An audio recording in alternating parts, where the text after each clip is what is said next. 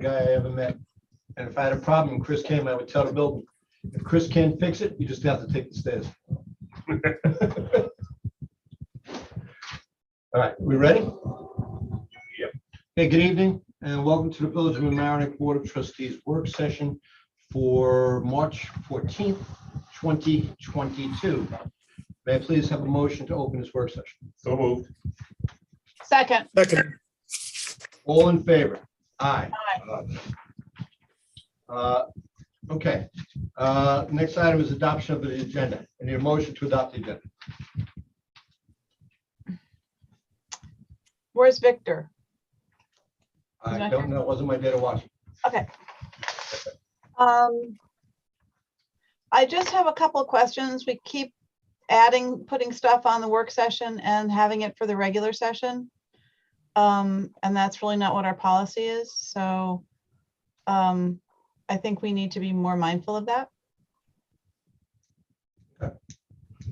They're all staff things, so I'll talk to the staff about it.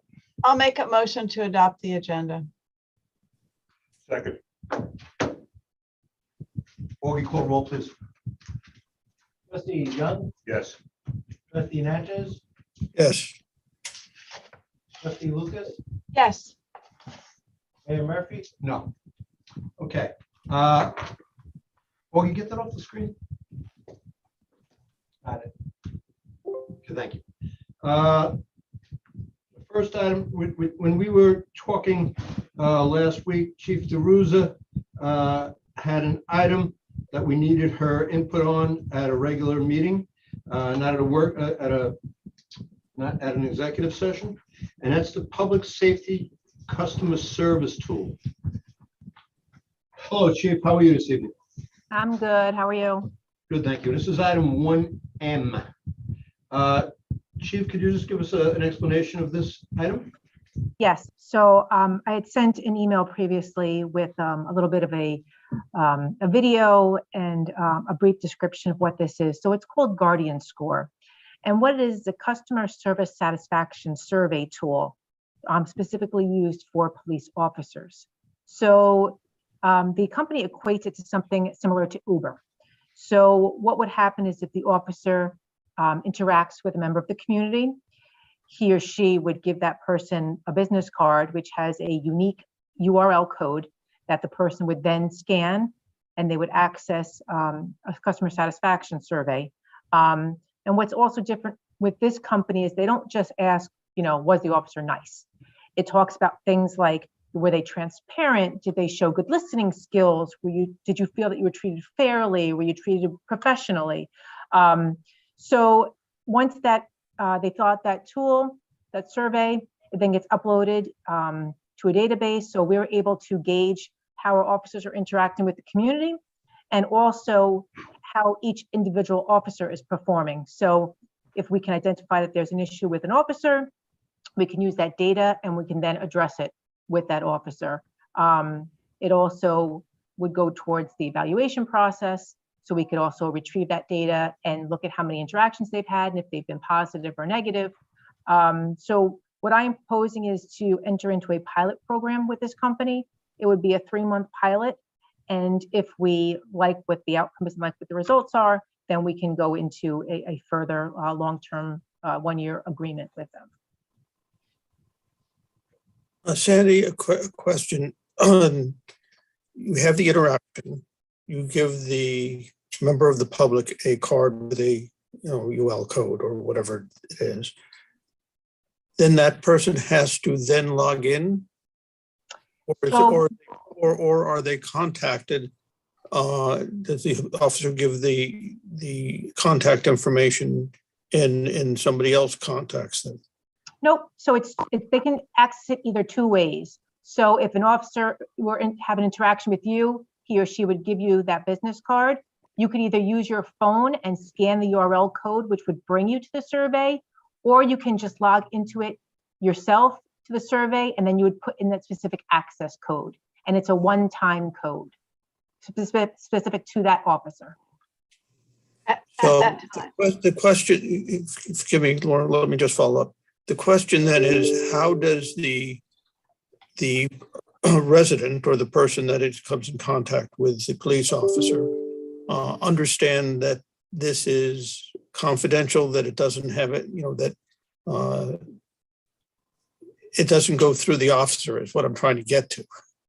Right, I understand. So They I feel will, comfortable enough to use it is what I guess I'm getting Sure. to. sure. So I would have to confirm just on the identification card. I'm just looking itself to see if it says that. But basically what would be, like I said, I would have to just double check the card, but I believe when it says on there, it's an anonymous survey. And again, it's a one-time code. So the officer would just say, thank you very much, have a nice day, and please take my business card, which also includes an anonymous survey. And then that's how they would access it. And would there be ability for the public to access this this survey online? I mean, rather than just, okay, it's just via the card? Correct. Yeah. So they call in and it's a voice recording type thing, or does it go automatically into a database? I'm not quite sure how it gets transmitted. Right. So what they would do is they would either fill it out on their phone, or they would log in at home to that website with the specific code that's on the card. It's about 8 questions that they would check off information. There is a space to put comments if they would like to. They hit send, and then it goes into a database that is held by this company, Guardian Score. And then only members of the police department can access it as a tool to evaluate officers and evaluate their interactions with the community. So the officer is identified, but is the member of the public identified? No. Okay, I think it's important that we have a way of communicating that when the card is given, because a lot of people may not feel, there are a lot of things that go on these days with, surveys. Certainly. They're not as anonymous as they might be suggested. And this sounds like it is really anonymous, but we need to communicate it in a way that is meaningful. And I don't know how to do that, but that's something that I think the idea is great, and the execution, needs to be done in a way that people are protected. Sure, and I understand that concern. And, we can, once we announce it, we can put something out there that it is an anonymous survey. I can put it on the website and introduce it that way. But when the survey comes up, right, is it a QRC code, one of those that you take with your camera, or you just put it? Correct. Yep. So it's on the business card itself. So that little URL code is on the actual business card, and they could either scan that from their phone, or again, they can just log in at home. When you do that, right, you say you scan it from your phone, could it then say this is an anonymous survey so people are more comfortable? I can follow up with the company just to confirm that. Okay. Just ask, Sure, of course. Okay, Well, anybody else? No, Yeah, go ahead. first, do you think that 3 months is enough of a trial? Is that enough time to get a sense? So, I think since this is the first time that we're doing it, I don't have an issue with doing a pilot program just to see how the interactions work, what their data collection is like. We would be the first agency in New York to use this company. And so I would feel comfortable conducting a pilot first, I think. Yeah. And then this way we can get at any of the kinks. One thing that they were able to do upon my request is to also have a Spanish language survey as well. Oh, so they have now incorporated that. So now they'll have the option of whether they want to complete the survey in English or Spanish. And then it's just one QR, it's the same QR code, it just generates a random survey. That's correct. And it's only a one-time use code. So once someone accesses that code and uses it, it can never be used again. So do the police get a whole bunch of different cards then? So what'll happen is, right, so they will provide the agency with individual cards for each officer. And so, for example, if an officer gets 50 cards, each of those cards will have a unique identifier on that card. And will they then be instructed that when you have an interaction with a member of the public, you have to hand them this card? Would that be part of the instructions? So that is correct. So one of the questions that I actually asked, well, how do you know that they're going to give out the card? So Part of it is if the engagement is through a traffic stop and the vehicle is equipped with the video and audio, we're able to capture that. Other than that, it's going to be just random kind of surveying to see that they've been given the card, whether it's asking them or just doing follow-up. For example, if someone reports a crime and the detective is following up, the detective can then ask the person, by the way, when you met with this officer, did he give you a business card? So there are different ways to try to ascertain that the card was given to them. Lou? Chief, you will know who the people answering the survey, who they are, no? No. So you have no idea. I mean, not to be police. If I were a police officer, I might give them to my friends and say, give me a good Yelp review. I mean, how do you know it's a real thing? Right. I mean, That's not- listen, right. I mean, you hope that people don't do that, and you don't know, Yeah. 100%. But I would like to think again that they understand that this is part of a tool, and it's we do want to capture, both negative and positive, and see how we can improve, if we need to do that. So it is an honor system for the most part, and it's just incumbent upon me to encourage the officers to make sure that they're doing that and doing it correctly. Okay. And Chief, so a person fills out the questionnaire, and do you get a notice, or superior gets a notice, or a lieutenant? So, right. So what'll happen is we don't get any notification. All the data is captured on their website, this particular company, and then certain administrative personnel, so myself, lieutenants, will have access to view this data. And again, part of the reason why we want to be able to use this data is to see, have we had negative or positive interactions with the community? How is this officer behaving? Do we have any problem officers? Things like that. Okay. Well, And it sounds also like one of the things that also came up is, if you remember, as part of the Police Reform and Reinvention Committee meetings, we did conduct a survey, and there was discussion about maintaining an online survey or something of that nature. So this would actually be in line with that recommendation. Trustee Natchez? Chief, I think this is great. But okay, a policeman stops somebody. There is a discussion or whatever. Is there a record of that the policeman, has when the ticket is not issued or summons is not issued? Yes. So the couple of times so we would document any interaction. So for a couple ways, if it's a traffic stop, yes. If a complainant calls headquarters and they want to report a crime or they want to report something, it's documented. If an officer has an interaction with someone where they're obtaining any kind of information, then yes, that's captured. Okay, because it would be interesting to have those numbers tallied, per day, and the number of surveys that come back. Sure. So that could be, part of the pilot. And of course, there would be a little bit of a learning curve, I'm sure, with it, where officers sometimes might just forget that this is going to be a new thing where now they have to give out a business card. So, there would be a little bit of, like I said, a learning curve with that. But yeah, I think that the officers would be on board. Yeah, I think it's great, but I think the card has to have something that says this is anonymous. And if it doesn't say that, then I think we're not really achieving what we need to achieve in terms of people being willing to. Sure. What I can do is I don't know if I can actually try to access it while I'm here, but I can look in my prior emails from the company just to see there is a copy of the card that's on it to see if it says anything on there about anonymous. Okay. Anybody else on the board have questions about this? What happens in terms of creating public records that are available under FOIL? Is that going to be another series of documents that are going to get foiled, or is it because it's on another website, it's not actually a public document? I mean, that's a question maybe for the lawyers, not for the chief. Go ahead. Are the officers required to give these cards out, or is it? I mean, because if an officer has a bad interaction, I mean, he said, I'm not going to give this guy a card so he can go complain about me. I mean, how do you know that the information you're getting is accurate? So again, what we would have to do is have some kind of an audit process, just to do random checks to see if it's been given.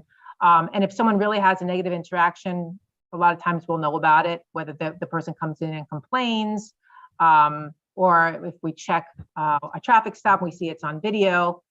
So listen, I don't think, anything's going to be 100% perfect. But the companies that have used this tool have given it high praise already. It's being used a lot of places down in Virginia where this company started. So again, we would be the first ones in this area to utilize their services. So that's why I think even more so that this pilot program might be the best way to go. So this is it's $3,500, I think, right? It's on the agenda for the regular meeting. Is everybody okay with this being on the agenda for the regular meeting? Yes. Oh, yes? I don't have a problem with it. Okay, thanks. No, what were you saying? I am. I just want to just understand whether it's going to cause more staff work in terms of fulfillment of FOIL requests. Well, we can't. Bob, do you have an opinion on that? FOIL request. It's a little bit complicated given the new law, that's about a year old regarding police disciplinary records. I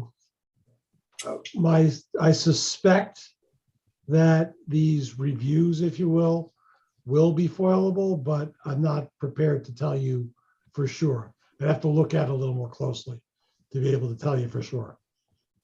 Victor, did you have your hand up? Just asking how we're going to change this for the 3-month adjustment because I think the resolution has to be changed, correct? Or no?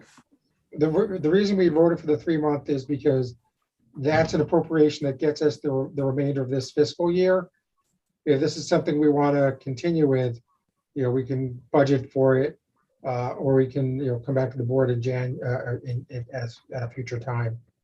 But we were just trying to get through this fiscal year with the requested transfer.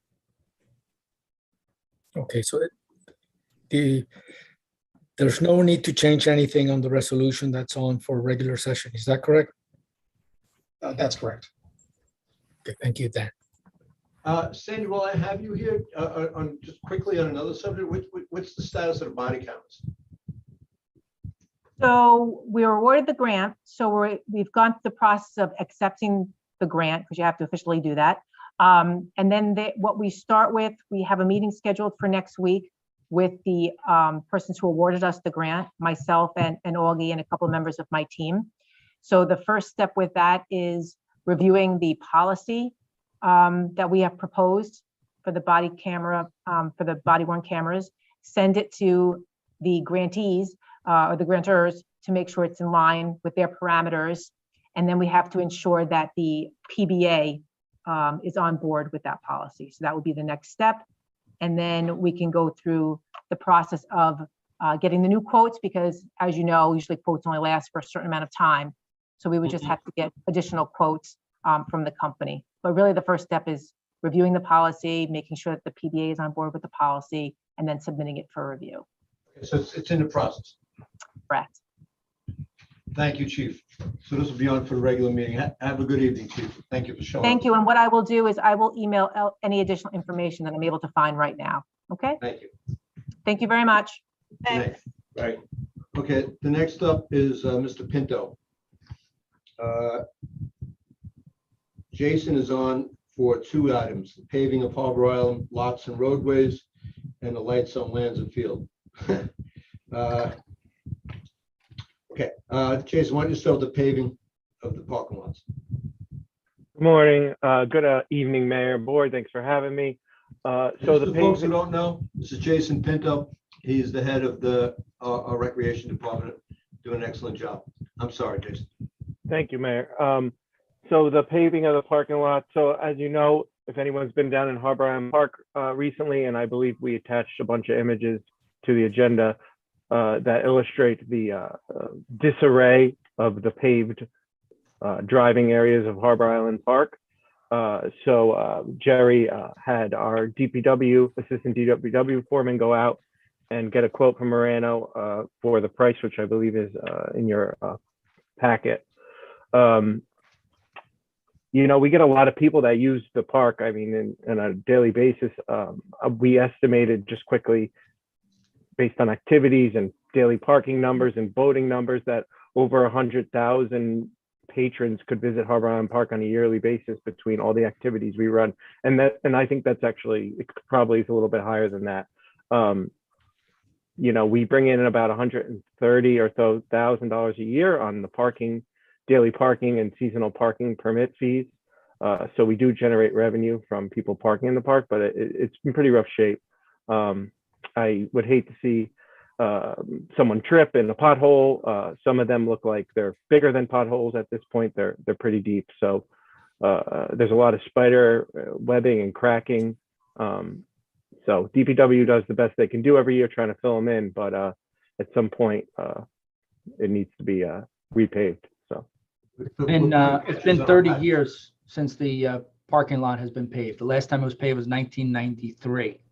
So it's almost 30 years that the parking lot has not been repaved. So, question, the big repaving is milling out the existing asphalt, and what about the bedding? Is anything being done on that? On the what? The bedding for the asphalt. Yeah, so we're doing, we're milling 1.5 inches and we're going 2-inch overlay. What happens is when you do the milling, you determine or you find out that there might be some areas that need to be have more attention as far as the bedding. So that doesn't, you call it the bedding, we call it the bottom course. And so we don't really know that until the time comes. But from what we see as far as the paving and the condition of the paving and the problems that we're having, it's not the undercourse or the base course, it's the top course that's causing us a problem.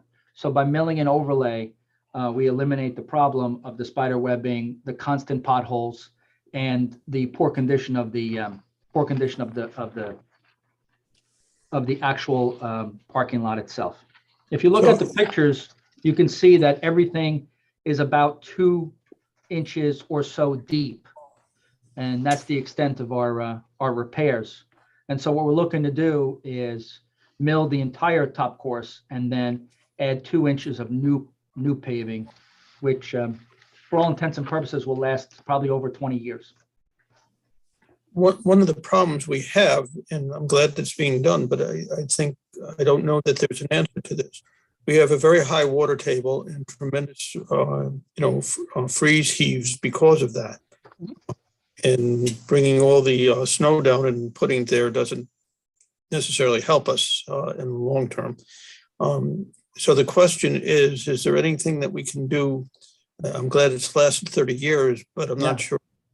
I'm concerned about if there's something we should be doing that gives us a longer life, whether that's been looked at, because that's a big issue.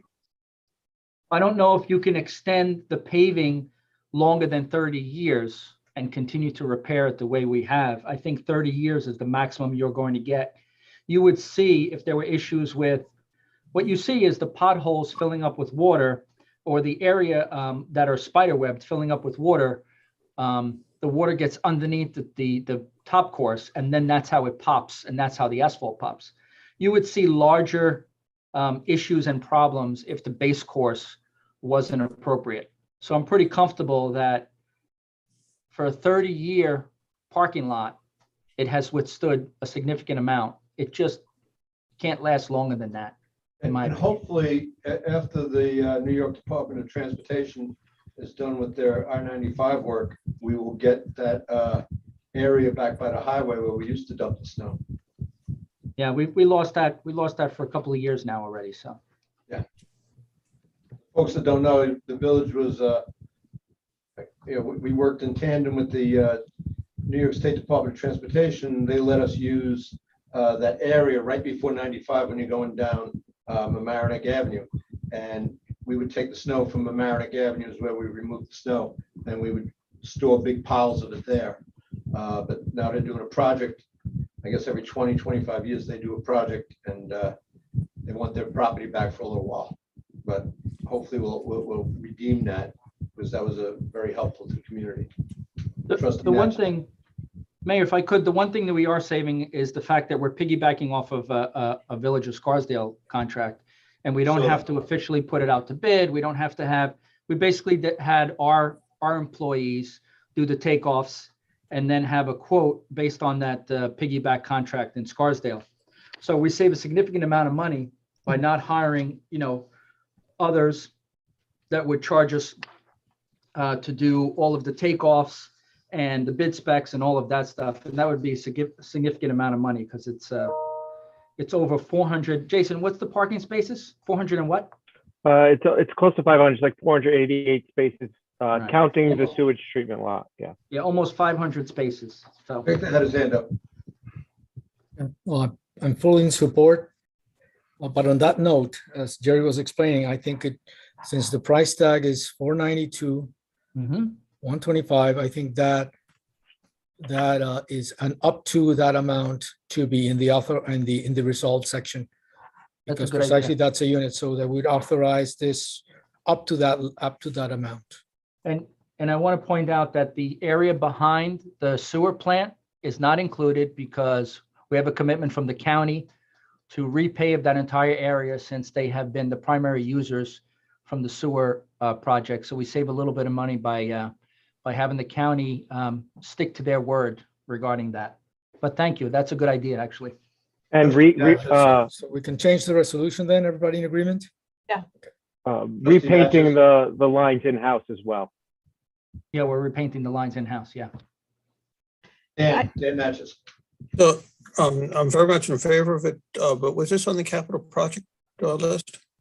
It was on the paving project. It was part of the paving project that we were going to do for the village. But it wasn't specifically itemized as a Harbor Island Park parking lot. And I think, Jason, we run the turkey trot. Do we run the turkey trot every year out of this? Oh, yeah. Out Yeah, of the from the circle. So what's interesting about repaving this is that some areas of the park are not only vehicular traffic, but they're also pedestrian walkways, the circle, Yeah. Campers, there's crosswalks. So cars and people use a lot of these spaces. So, Yeah, yeah. My big concern is the people. So when a car going 5, 10, 12 miles per hour hits a 2-inch pothole, it's not devastating to the but it's the running, it's the bicyclists, it's the little kids, it's that Scooters. constant pedestrian traffic that's there. It's all the not- time. Especially It's not easy to learn how to ride your bike in the circle near the pavilion when we got potholes, and that's a popular spot for learning how to ride your bike in the summer. So, yeah. All right. Is everybody ready? I think it's great. I mean, I'm glad we're doing it. Before the pandemic, we talked about having kind of a list of a survey, when we did all that paving in 2019, we were Yeah. going to have a schedule and a list. And I know that's one of the things that we haven't done, but maybe we need to try and get back to that. So I'm ready for that. We already have the list of roadways and the condition that they're in. So in the next few months, so the asphalt plants haven't opened up yet. We're Right. trying to grab the first out of the gate so that we can get this done before obviously Memorial Day. Right. But the roadways will come to this meeting in the next 3 or 4 meetings. Because we have a lot of CHIPS money to do this with, right? Yeah. We've got- So, So the CHIPS money will be for the road. This will have to be, out of our anticipated revenue and our. Can't use our, CHIPS money for a parking lot. no, Use it for All right. roadways. Let's move on. Everybody's all right with having this on the agenda? I Yes. see. Yes. Okay. Thank The you. next up, Jason, lights on Lanza Field. Uh, And if so you've the- lived here a long time, you know the lights on Lanza, that was a big fight years ago. oh, Go ahead.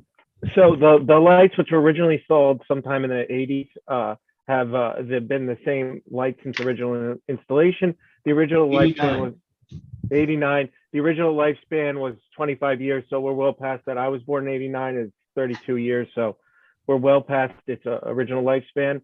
So young. Holy shit. The, He was born in 89. He's so young. It doesn't, I it's don't not think helping we're running anybody. long. Go ahead, keep going. Close it or the. So the main benefit, obviously, like any other lights we have, is in our home and on our streets is converging to LED. You're going to reduce costs by at minimum 53%, could be as high as 80, depending on the dimness or the light level that we have them on. So that's one benefit, your reduction in energy costs. You're saving the environment by taking CO2 off the road, CO2 out of the environment. Reduction in maintenance costs. The big thing is Musco covers maintenance costs of these lights for 10 years, 100%. Right now, we try to get every 2 years, we're spending like $5,000 sending somebody up there, an electrical contractor, to change bulbs because it's that old halogen incandescent bulb that takes a long time to warm up. And they do go out pretty frequently, and that's expensive to replace those. So we won't have to worry about any of that for 10 years because Musco will take care of that. The lights themselves last incredibly longer than like a regular bulb, just like your house. So that's a plus. They will be efficient and remote operation, which is key. So we can turn them on and off via schedule, via our phones. So that will allow us to schedule youth programs without having to have an overtime person from the Parks Department there to turn the lights on and off. We'll be able to do it remotely, which will open up a plethora of options for youth leagues in terms of affordability of using the fields. We're also going to put some security lighting below the lights that will be on when the lights aren't on, so that way we have some illumination in the park. The park can get dark at night, and there's a lot of people walking, especially in the winter when it gets dark at 5 o'clock at night. So those lower lights will be good to help illuminate the area, be a little bit more safe. The other one is the New York Power Authority, who we pay our electrical bills to, has minimum demand fees. So basically, the Power Authority charges us a percentage based on how much energy we use monthly. That says we need to store up X amount of energy to turn your lights on, because we use so much energy that they have to store it, and they call it a minimum demand, meaning they need X amount of demand to keep our lights on. So we're going to reduce those dramatically because we're going to reduce our kilowatts, and that fee is based off the kilowatts we use on a monthly basis. So there is a return on investment, which was in the quote.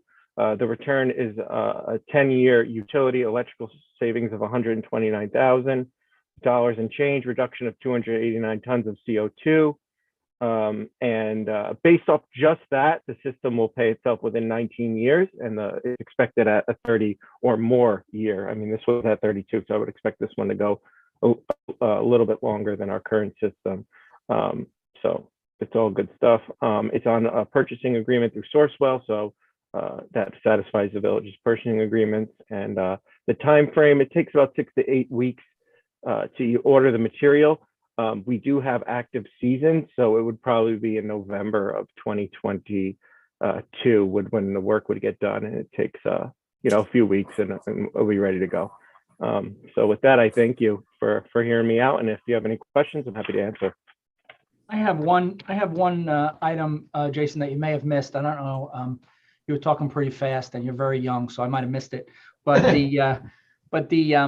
this was number one on your priority list. This was number one to be completed or asked to be completed in the year 21-22. So this is right on target for the capital project prioritization schedule. Yeah, we worked on this pre-pandemic, then the pandemic kind of slowed capital spending down for obvious reasons. But it's important as a number one because from an operational financial standpoint, we're just throwing money away by using old technology. So it's in the important overtime to turn on the lights overtime on from right. It's just the sports leagues our youth can't really use it because it costs so much, and the village is not going to take a loss on turning the lights on and having an overtime employee. So it's going to be a benefit not only for just our regular leagues at night, but also the kids in the community. Trustee Lucas? So thanks, Tom. I'm the liaison to Rec and Parks, and this has been on the agenda for more than 3 years. And I know the delay, the pre-pandemic delay was an earnest attempt on the part of Jason and his staff and the grant writer to get some funding, working with Dan, and they just haven't been able to get grants for it. So, I think it's something we probably should have done 3 years ago. There was a hope that we get some grant money to offset it, but we haven't. And, we would have been 7 years into the time saving. So I think it's something we absolutely should be doing. Good, thank you. No, I can tell you from a youth sports perspective, 1977, I was 16 years old. I played my first baseball game under the lights in a park on 53rd Street and 11th Avenue. And I still get a chill thinking about it. It was so cool. So for kids who never played under lights, they're gonna love it because it feels like you're at Yankee Stadium. If you close your eyes and really use your imagination. Yeah. And the other thing to note is the what they call light pollution is dramatically less. Right now, you get light that spills off onto the sand. You won't get that with this new system because it's so positioned that it's supposed to light what it's supposed to light, and that's it. So it's pretty amazing compared to now where you get a lot of light spill off because the technology is just so old. But right now, how it works is we have to have an employee go down there, push the switch up. The games all play. They play the games. He comes back. And he sits there all night. He comes back. He pulls the switch out, locks the switch off. He goes home. Yeah, and they have to get there about 20 minutes early because they have to warm up. You got to turn them on, and they got to heat up and warm up and get ready to go. Like your grandmother's TV. You don't remember TVs because you were born in '89. You don't remember TVs with tubes. We had to Not sit there really. and actually wait to watch TV. Yeah. And then we had to get up to change the channel, Jason. It was awful. Oh yeah, that's I wouldn't watch. I wouldn't watch.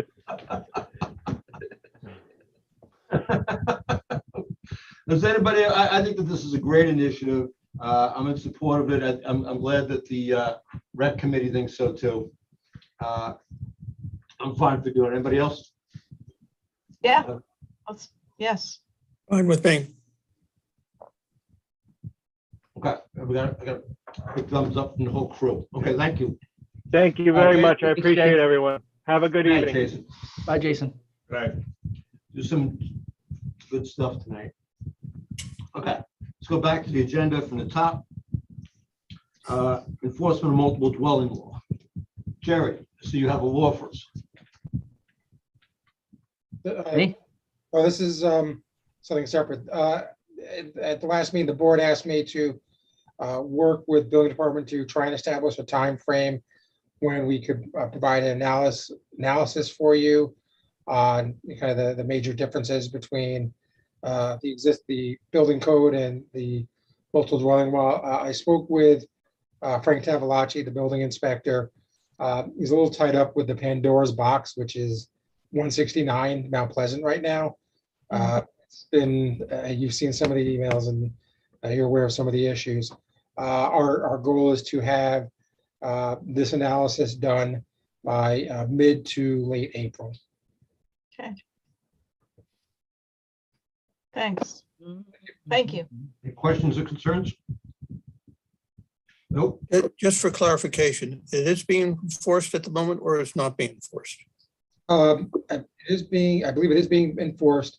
One of the things that we have done recently is we have required developers for whom this would apply to provide a sheet or some sort of analysis on the codes and apply more stringent. When I spoke to Frank, he's still getting a little bit of a lack of compliance from the developers, but I told him just get it done, and they need us more than we need them, and we can, if the applications are not submitted to his satisfaction, then they need to be submitted to his satisfaction. Thank you, Dan. Kind of like a zoning table that an architect has to apply. Yeah, that's my thought exactly, Nora. I think that's a good idea. Even if it's funky. Thanks. All right, community refrigerator. There's nothing new on it. I know people are talking, looking at different aspects of it. It's going to be sometime, I don't think we can remove it from the agenda until such time as there's something to come back to the board with, at which time we should put it back on old business. Okay, you know what, I had a thought, just want to throw it out there, because it really is about placement now. A place that might be easily accessible to folks with food insecurity and centrally located, but kind of out of the way, might be somewhere on Phillips Park Road. You know, the village has land back there. We have electricity there. I think that, you know, because it's all about placement now, right? I think And manageable. and manageable, right? So I thought about it the other day when I was getting Indian food, and you know, we have a park there that's very rarely used, and you know, there's electricity there from the streetlights, so that solves a problem. So I would ask everybody to take a look over there and give me your thoughts the next time we meet. I think it's got to be managed well. It's got, there's a lot of potential for problems. I know that the Hunger Task Force is not interested in administering it. So the question is, who is going to run this thing? Yeah. So if you have somebody's got to come to us and say, we want to run this. Otherwise, I don't think I don't think I'm interested. So, Tom? Yeah, one more. So I spoke with Mr. Liberti today about another project, and he's the Mamaroneck High School teacher who does the original, he leads the original civics research group of students, and some students in one of the years, it's now, they've got, you know, 4 years worth of projects, had discussed it. There are a couple of groups thinking about food insecurity, and it might be something, a project that a group of students might take, not right now, but in the future. So maybe not too distant future. So that's another group. So they would, you know, and then they have to figure out all of the community puzzling. I mean, I'm glad we have kids that do it, but the thing about kids is they go to college. We saw that with the scraps program. So I think. Well, yeah, I mean, I would say the scraps program is a different kind of program, and this is, you know, the ORCA program is like Girl Scout Gold Awards and Boy Scout Eagle Awards, where they have to create a project that is either completed or outlives them. The scraps project was just a community service project that they, you know, that they decided to do, and it kept it going for a certain amount of time. So they would have to find a permanent partner. So it might come to fruition that way too. Don't rule them out. Just do me a favor, if you folks can, in your travels in the next couple of weeks, take a look at Phillips Park Road and let me know what you think. I go there all the time because the Tompkins Avenue Bridge is out. Oh, that's right. Yeah, right. Yeah. Half the village is probably going past that. Never went past it before. Yep. That's unfortunate. You're right. Everyone has to Phillips pass Park by. Road. Just so, for those of you who don't know, Phillips Park Road is named after former Mayor Artie Phillips. He was the first Democrat. Jerry, since we've mentioned Tompkins Avenue Bridge, can you give us an update of where that is? No, we're still waiting for the report that we asked for from our bridge engineer, HVEA, to present to FEMA the comparison of the condition of the bridge in May of 2021 and then in September, end of September of 2021. Yeah. So when I have that report, I'll share it. And one of the other things FEMA asked us for was, in terms of it being a reimbursable project, was to prepare a scope of services and what would be required to repair to the existing condition as opposed to upgrading it to complement the Army Corps project. Because, you know, we would like to be in a position that if we have to replace this bridge, it be done to maximizing the benefits of the Army Corps project, as opposed to remaining in its current hydraulic and hydrologic configuration. I think the length of time that we wait for the bridge to be replaced, repaired, whatever it ends up being, is unfortunately extended by the fact that this is a structure that was damaged during a FEMA disaster event, a declared event. So there's extension in that case in itself. So it's going to be a little while, unfortunately. I'm just getting used to it. It's going to be some time. So Yeah, I make that turn all the time, forget. I do too. I mean, not when I'm leaving my house, but coming home, I just, Yeah, it's just, you know, your mind isn't there and it's like, oh, darn, I gotta go another circuitous route. Okay, American Rescue Plans Fund. I see the staff has pared this down. Jerry, you want to give us a little update? yeah. So Mr. Sarnoff included the memo. Dan, if you can share that memo, if you have it available. Do you have it? Yeah, I'll share my screen. Yeah. So we refined and reduced the priorities. We focused more on the priorities that the board asked us to focus on. And we included a little bit more detail in the. Do you see the memo, or is it? Yeah, we see it. Yep, we see it. So we provided the board a link of the program, the Small Rental Development Initiative program that New York State has established, that we would mirror for our grant program. We would utilize some of the information that they asked for, as well as try to look at how the forms and how they approach the grant program and the requirements. The sewer rehabilitation project, obviously everyone knows that we received a $4.95 million grant from the state, of which 1.62 million is on us as a village match. Therefore, if we utilize $500,000 of this sewer rehabilitation project, and then some or most of the next disbursement that comes in June or July of this year, we pretty much have our match addressed. And that's a significant offset to this project. So in reality, the project, or 5 million of the project, could be handled by ARPA money as well as state grant money. And then of course we have the river gauges in there, for which we added the annual costs in our budget this year as asked, but we're including the river gauges in there. Dan, I think you spelled gauges wrong. I think there's no U in it. I'm not sure. I believe Bill Gates or whoever designed Microsoft Word with their dictionary.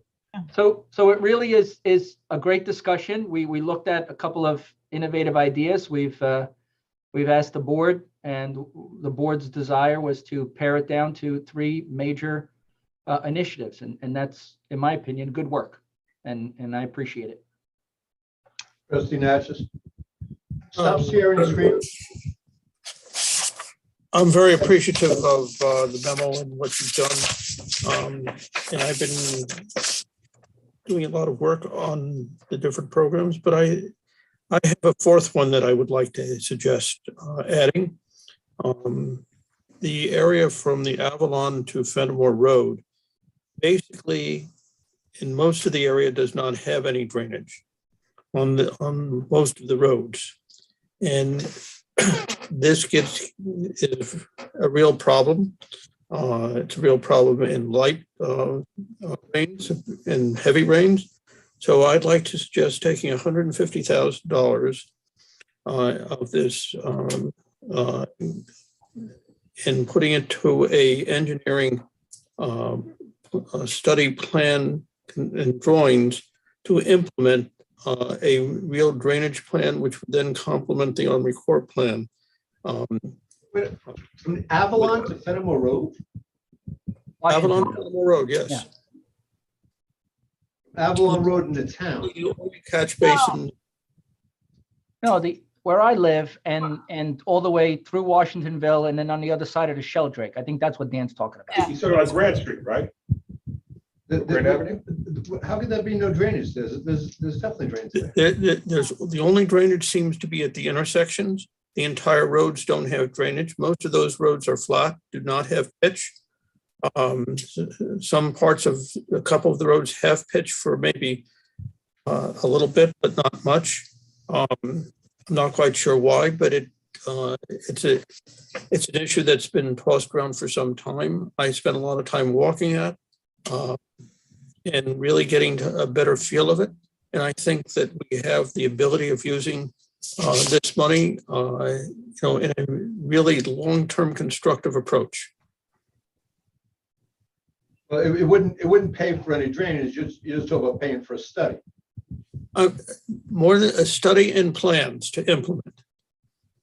As I said, it wouldn't pay for the actual cost of doing the work. That is correct. You won't know that until you get through this.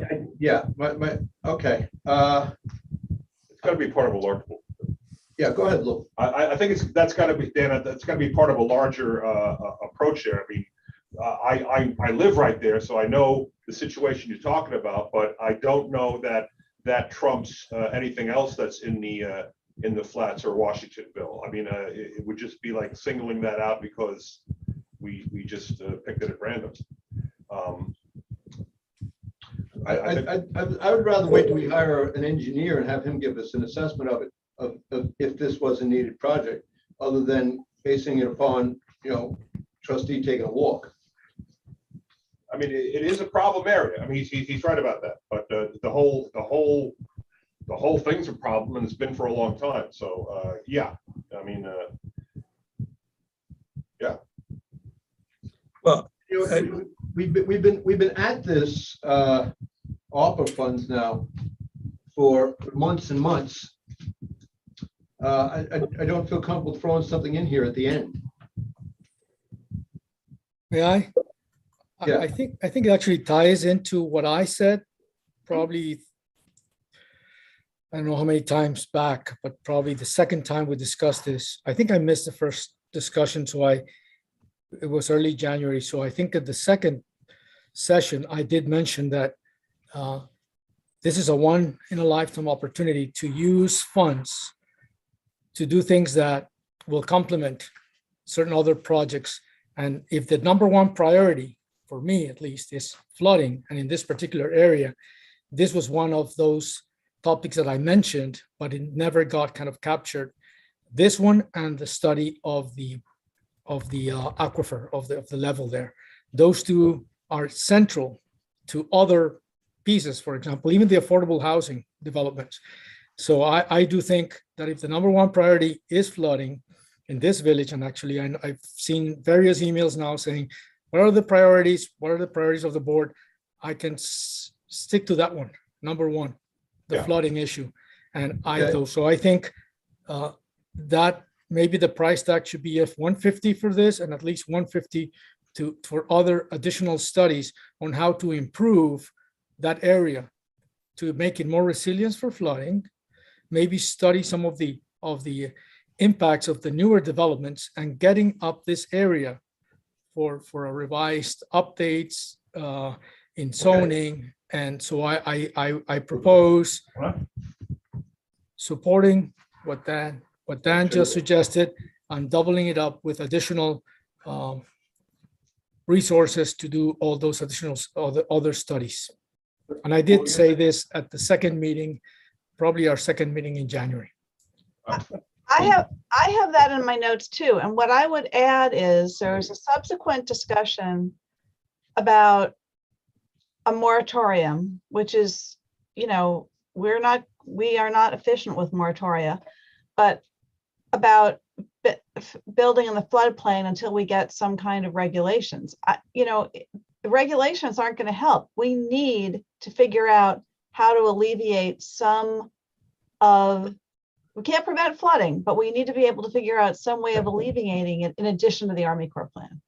Okay, just so you know, I have no problem with doing this, but just so you know, when there is flooding, it happens because the levels in the river are above the drainage area.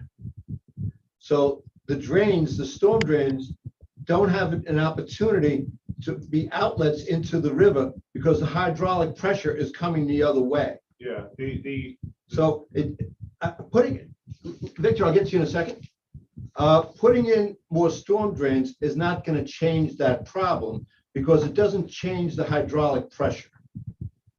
So while, you know, it sounds good, but the engineering doesn't work. Victor, go ahead. He had his hand up. Yes, I two quick things. I see a hand up, and since you're mentioning kind of expertise and who could know something about this, I think the chair of the flood mitigation is asking. I would like really to hear his voice. I see his hand up, and this is the second time he's the chair. He was there Yeah, several years I'll ago. get to him. Dan Sonoff has his hand up now. What do you want to say? But Mr. Sonoff? Gelber, I'm suggesting Mr. I'll Gelber is get given to an him. opportunity. I'll get to him. Dan Sonoff wanted to say something. We'll have another payment coming in. You know, what we've talked about and proposed is for the first payment. You know, the second round of funding is going to be coming in June or July. So, I mean, I don't know if you want to, do you want to talk about that separately, or do you want to change everything now? No, there's an election coming up. No, this is a priority. Priority number one. So let's Yeah, this one. go to And we Gelber. mentioned it. Go to Mr. Gelber. You got him? Can you hear me? Yes. Yeah. Okay, Can't see you, but I thanks can hear you. thanks for hearing me.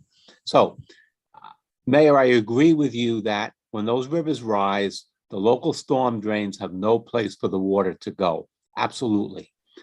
If you walk on Mamaroneck Avenue has been paved so many times, it blocks all those flows from going into Columbus Park. So when we were on this flood committee, when I was on the flood committee in 2016-17, one of the things I was saying, and it wasn't heard, was that if we could look at the levels of these streets, almost like they were, you know, curves on the map. What do you call those lines on the map? The contours, right? And then see, okay, because there are spots in that whole Washingtonville that, as you said, Mayor, when that river gets high, there's no place for that water to go. So I think spending some money to have an engineer see what we could do when those rivers are full would be well worth it, because I think, and I wrote a paper that got published on this, you could possibly use the streets as overflows, right? That if you look at the street next to the railroad, on the next to the Sunoco gas station there, right?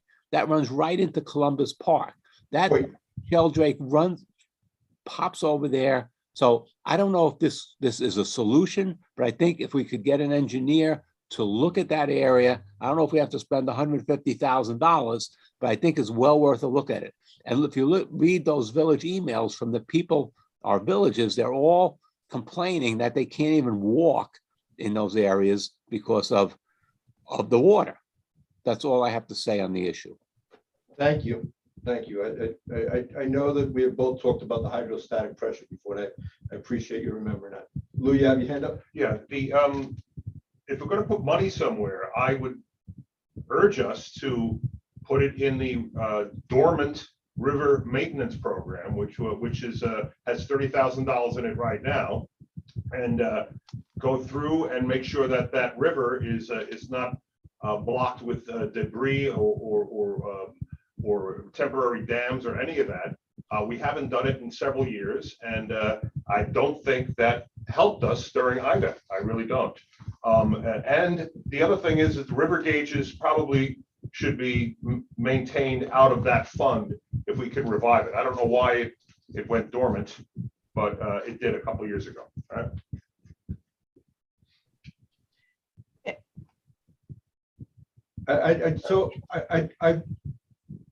It didn't go dormant, it just never got spent.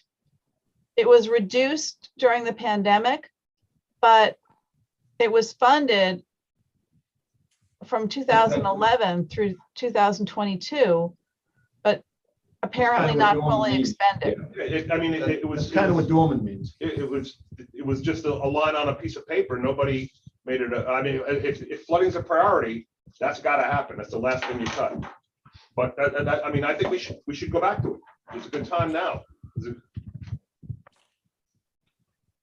So, if I may, I want to say something. Yeah, go ahead. while you're right on your hydraulic pressure, We have problems of flooding when we don't have major floods in those areas that I've specified. And with a proper drainage system, it would actually long-term preserve the roads and reduce what I'll call flooding in the minor storms as opposed to the major storms. And in Ida, Ida was an episodic storm, and this would not have solved it, but it would solve a lot of the other problems that we have and a lot of the other flood. So I'm in favor of I can tell using. you, it wouldn't have helped in the 2007 storm, I can tell you that, because I remember watching the water come out of the storm drain. Yeah.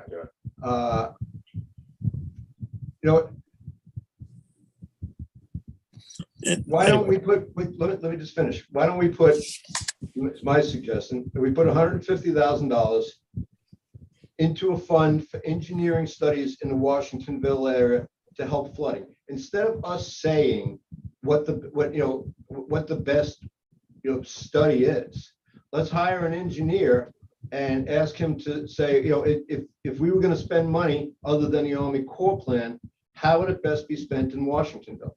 Instead of coming up with our own pet projects based upon no science, let's hire an engineer to do the science. I think, oh, go ahead, Dan. That's what the proposal is, but it's not just Washingtonville. No, it's not. Side of That's not what the Washingtonville, proposal according is. to the maps. Dan, So- your proposal is about a specific solution that has to do with storm drains. And Victor's It has- proposal is about a hydrostatic study. My proposal is let's have somebody that knows what they're talking about tell us what is the best way to spend our money to help reduce flooding. Everybody has a theory. I have my own theories, but I don't share them because I don't have that credential. I do know something about hydrostatic pressure from elevators. But I'm just saying, I have no problem spending money to help flooding, but I don't want us to be, deciding which is the best study to do. I think that is, nothing but grandstanding, and it's not gonna. We might spend money on something that has no value, that has no intrinsic worth to stopping flooding. I think we should hire an engineer and say, listen, if we have extra money and we want to spend it to alleviate flooding in Washingtonville or in the surrounding area, what's the best course? Instead of coming up with a course on our own based upon walking down there or what somebody sent in an email, this is the problem with flooding. Everybody has a theory. Everybody has their own, point of view, and those point of views might be valid, but we don't know that until we've tested them. I think Mr. Galver has his hand up again. All right, Tony.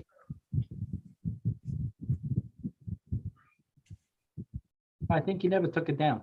Okay. So unmute yourself. Tony, do you want to talk again? You're right, buddy. Sorry. I think hiring an engineer to figure out how to alleviate the street flooding in the flats, Washington area, would be a very good idea, because I don't think we know what the options are and what the most cost-effective options are. So I think I can't speak for the rest of the committee, but I will talk to them about it Tuesday, and I would definitely support a study like that so we could figure it out. Thank you. Thank you, Tony. And can I say two things? Sure. Washingtonville, like Dan can confirm, Dan Sarnoff is just a small area on the map. It's really not the area we're talking about. It doesn't include the Avalon and it doesn't include the industrial area. And I think we might want to think about both sides of the river and the other side of White Plains Road as well. Not just the tiny area that's the historic Washingtonville. Washingtonville includes the Avalon. I think it includes the flats, doesn't it? Yeah. I'm not sure the subdivision map does, I just want to make sure. But that's we what know we're all- everybody knows. That's the. We're all talking about it. Okay, well, okay. The other question I have is about the New York State Home Program for Jerry. So I understand how this works. So we would be basically providing soft costs for affordable housing developers, It would be. and maybe they could leverage some of the county money for land acquisition. It could But- partner that way. Right, but it would only be, the way I envisioned it, would only be 100% affordable housing developments. Yeah. Yeah. But the county has a lot of money that doesn't typically get spent, and they put more in the budget this year for land acquisition. So we might be able to Yes. partner that way. Right. And So that ended up when I was at the county, and we were doing we had that workshop with the state legislators. There was a little contention there on what they considered. Everybody was okay with spending or contributing money to 100% affordable housing. Mhm. Not many legislators were content on giving money to developments that were not 100% affordable. okay, and also if you can get to 100%, you Yeah. can get a lower degree of affordability. Yep. Yeah. Um, Right. Exactly. That's the good part. The other thing I'd say is we made this mistake with the regatta. It's 15 to 20 years. I think that's very out of date. I think that usually they want 50 or 99. So that the affordability doesn't what do you call it, sunset in 20 years. So it would be our program, right? So we could easily do that. Right. Well, and the question is, how much would it cost for us to supervise the program? Through our. I mean, so I don't let's mean, say- Yeah, I let's don't say we had one development, right? Or Yeah. one entity. Just like we continue to monitor the other units, you know that I get printouts of the other affordable complexes that include affordable units. Mhm. I get printouts to share with the building department regarding those affordable units. I mean, How many of them are in the village? Just Mary.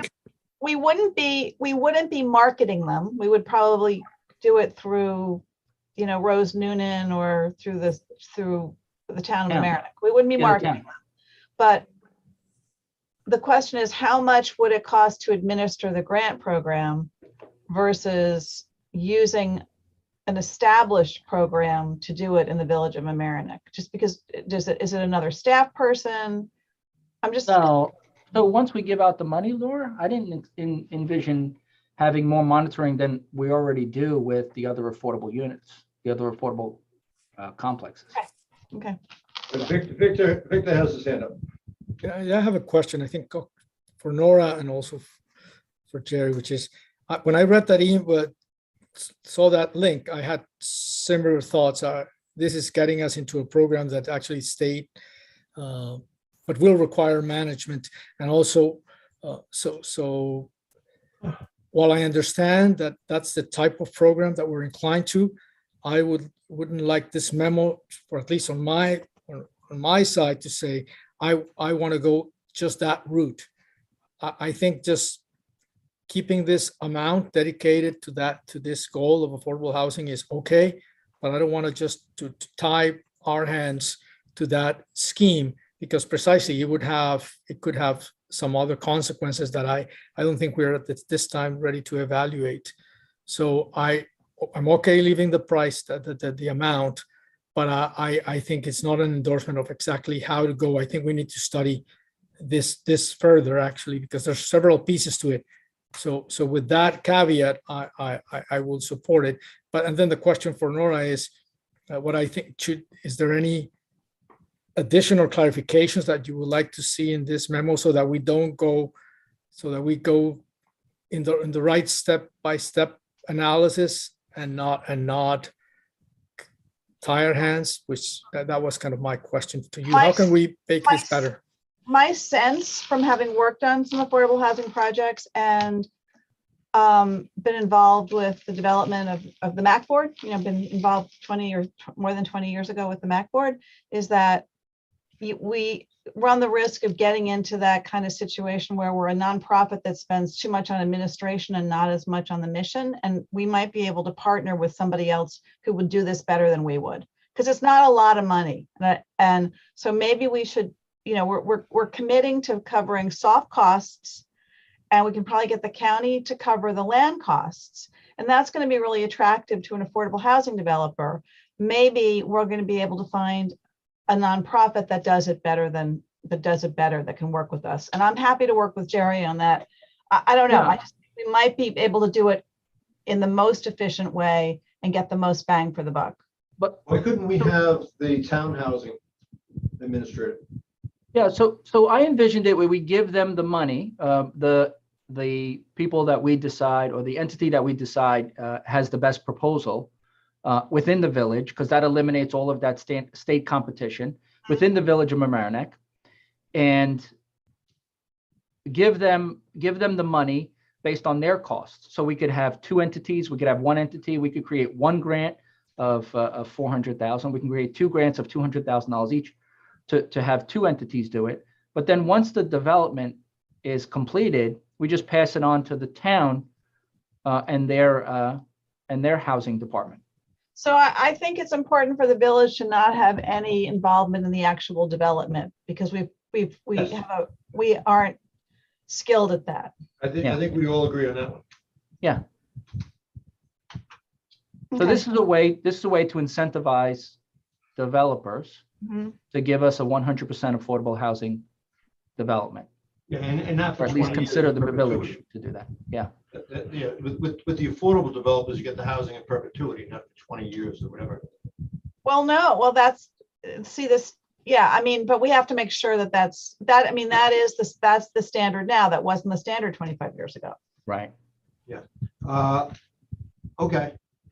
Now, I would like to propose taking 150,000 out of the sewer rehabilitation program and putting it into an engineering study to evaluate projects in the Washingtonville area other than the Army Corps that would help alleviate flooding for our residents. You want to say Washingtonville and the flats in case there's any confusion? No, it's Washington. Okay. You shouldn't call it the flats unless you've lived here about 80 years. And the industrial area. Why are we taking out and not adding? Adding from what? Where are you gonna get the money from? Yeah, We have this is the our whole amount disbursement of was money. 950. It's gotta come out of something. Our disbursement in June of last year was 950, or approximately 950,000. So it's gotta come out of something. Then we have an additional coming up. I'd be in support of that, and I think that the flood committee chair was in support of that too. I would not, if I can, I think that the area needs to be, wider than just saying Washingtonville. I think there are different people who have different opinions as to what that area is. That's why I specified from the Avalon over to Fenimore. What about the folks who live on Howard? What about the folks who live on Leicester? What about the folks who live on Hillside? We're giving them guts? So can we just do a meets and bounds? How about from the Mamaroneck River from 95, the Mamaroneck River to Fenimore Road? That covered. From the railroad tracks north. That's fun. I'm happy with that. I think I would rather not take it out of what we from the stormwater. It's interesting. I'm talking, Tom. It's interesting that we have the memo says 300,000 for the affordable housing, and the caption on top says 400,000. And my feeling is that we can take 100,000 or 150,000 from there, still have meaningful effort to affordable housing. No, I'm totally against that. Listen, this is a chance to really make a difference in people's lives. That sewer rehabilitation project, we could bond that and it won't cost the residents of this village a cup of coffee a year. I have no interest in doing that if it's coming out of the Affordable Housing Fund. You know, this is about really having seed money to make people's lives better. The sewer rehabilitation, that money that's 150 that can be bonded of a project that we were going to bond 5 million of. Now we're only going to have to bond 150 of. That is like, you know, that is not fair to the people who really need a hand, because we have people in this community who are still out of their homes from the floods. We have to offer them some hope. And I understand that, taking Tom. money from them and leaving money in the sewer rehabilitation program where that cost could be borne by everybody in this community. I'm not for that. That's, you know, hurting the people that need the most help. What then? Then how many units do you think you would get at 100% affordable housing? You could get a building if it's seed money and it covers the soft costs. It could be what makes the building viable or unviable. It's not about 1 or 2 apartments, Dan. It's about possibly having a development. I know you can't see that, but, and I know you don't really understand the viability of affordable housing in this community, but this is really important. Tom, that's not an appropriate thing. Yeah, to say. come on. I can say whatever I want. If you don't like it, Not that's respectful fine. and it's Come on, not yes. polite. Let's move let's the come on. conversation forward. I think everybody. Let's- Yeah, we can oppose, yeah, we oppose that language here. Affordable housing. Listen, I'm opposed to this. This is a bad move for the people of this community. And you can be so, Tom. Yeah. Fine. We all have our independent views. Every And I know a great deal about affordable housing. I'm very much in for it. But I'm looking at the cost. I'm looking at, I'm talking, Tom. I'm looking at the cost benefit. All the residents, how many residents you can get for in affordable housing for that money, and how much you can do for that many more people. And I think what I'm trying to point out, Dan, it would be nice if you just let people. $150,000 out of the. It would be nice if you just fund let somebody isn't a finish. dime. I appreciate your views. I would have liked to finish mine. Thank you. So the issue becomes, it's not saying one or the other, it's trying to do both. And that's what, that's my proposal. Thank you. Dan, I take issue with your characterization. It's not trying to do both. It's taking money from the housing and leaving the sewer rehabilitation project, which we had always talked about bonding. And you can have that smirk on your face all you want, Dan, but this is really important. Affordable housing changes. Smile at you, lives. Tom. You have a smirk on your face, Dan. It's not a smile. I'm smiling. Yeah. And it's a really important thing for people in this community, especially those that are still out of their homes. $150,000 bonded to this community comes to about a quarter a house a year over the 30 years. Maybe that's important to you, but I think people in this community would rather see people in homes. So I make a motion that we take the $150,000 for the engineer study from the sewer rehabilitation program. And I have a second. Can I ask a question, which I think was part of it? Yep. The memo has 2 amounts. We have 400,000 for affordable housing and 300 for affordable housing. I think that was the question. Which is Sarnoff, correct? Mr. Sarnoff corrected that. I'm sorry about that. Mr. Sarnoff corrected that, and he was supposed to redistribute it, but I made him very busy today. What he put on the screen was the correct memo, the corrected memo. It's 400K. Yeah, I'm working from the packet that I downloaded Friday, so that's 400,000. So I'd like to make a motion. 500,000 for sewer. No, Dan, I've already made a motion. I like to amend your motion, which I can do. no, Okay, it's go been ahead. seconded. Oh, whatever. It's been No, seconded. It's been seconded. You It's can't. been seconded and you can amend a motion. And I And that's what I No, you proposed. can't, Jeff, it's been seconded. Augie, call the roll. You have to vote on the motion. Yes.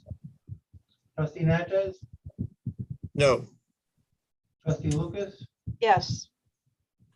trustee Tefor, Yes. Mayor Murphy. Aye. Thank you. So the money for the study for Washingtonville will come out of the sewer rehabilitation. That'll go down to 350, and Washingtonville will go up to 150. Thank you.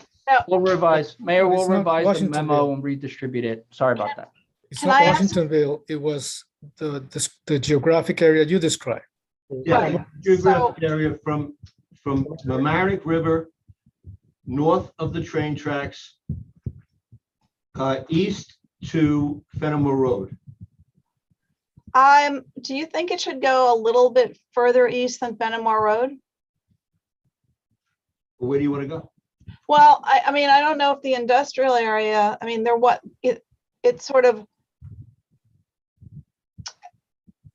I think maybe that's subject for discussion. All right, well, let's ask the engineer. Yeah. I'm just saying, I think that those are the areas and not, I guess it would be on the north side of Mamaroneck Avenue. Now, what about the south side of Mamaroneck Avenue? No, it doesn't really flood as badly over there. The south side of Mamaroneck Avenue brings you all the way to Boston Post Road. Yeah. Let's. No. I mean the part that's county owned, like Columbus Park. We talk about, they don't own Columbus Park. No, I mean the part of Mamaroneck Avenue that the south side of the land, the south side of Mamaroneck, of the county owned portion of Mamaroneck Avenue. So Columbus Park through where Lou lives. I live right at the park there. But no, Right. if you go from the Mamaroneck River, right, if you go from the Mamaroneck River east, you get all of that. Yeah. Okay, I just want to make sure we're covering all of that. Yeah, I mean, that's why I said the Mamaroneck River. Yeah, that would do it. The question was whether Fenimore was far enough. Yeah, that is a question. And I think that's, we leave that up to the engineer's discretion. Okay. Let's try and move on. Rental registration program?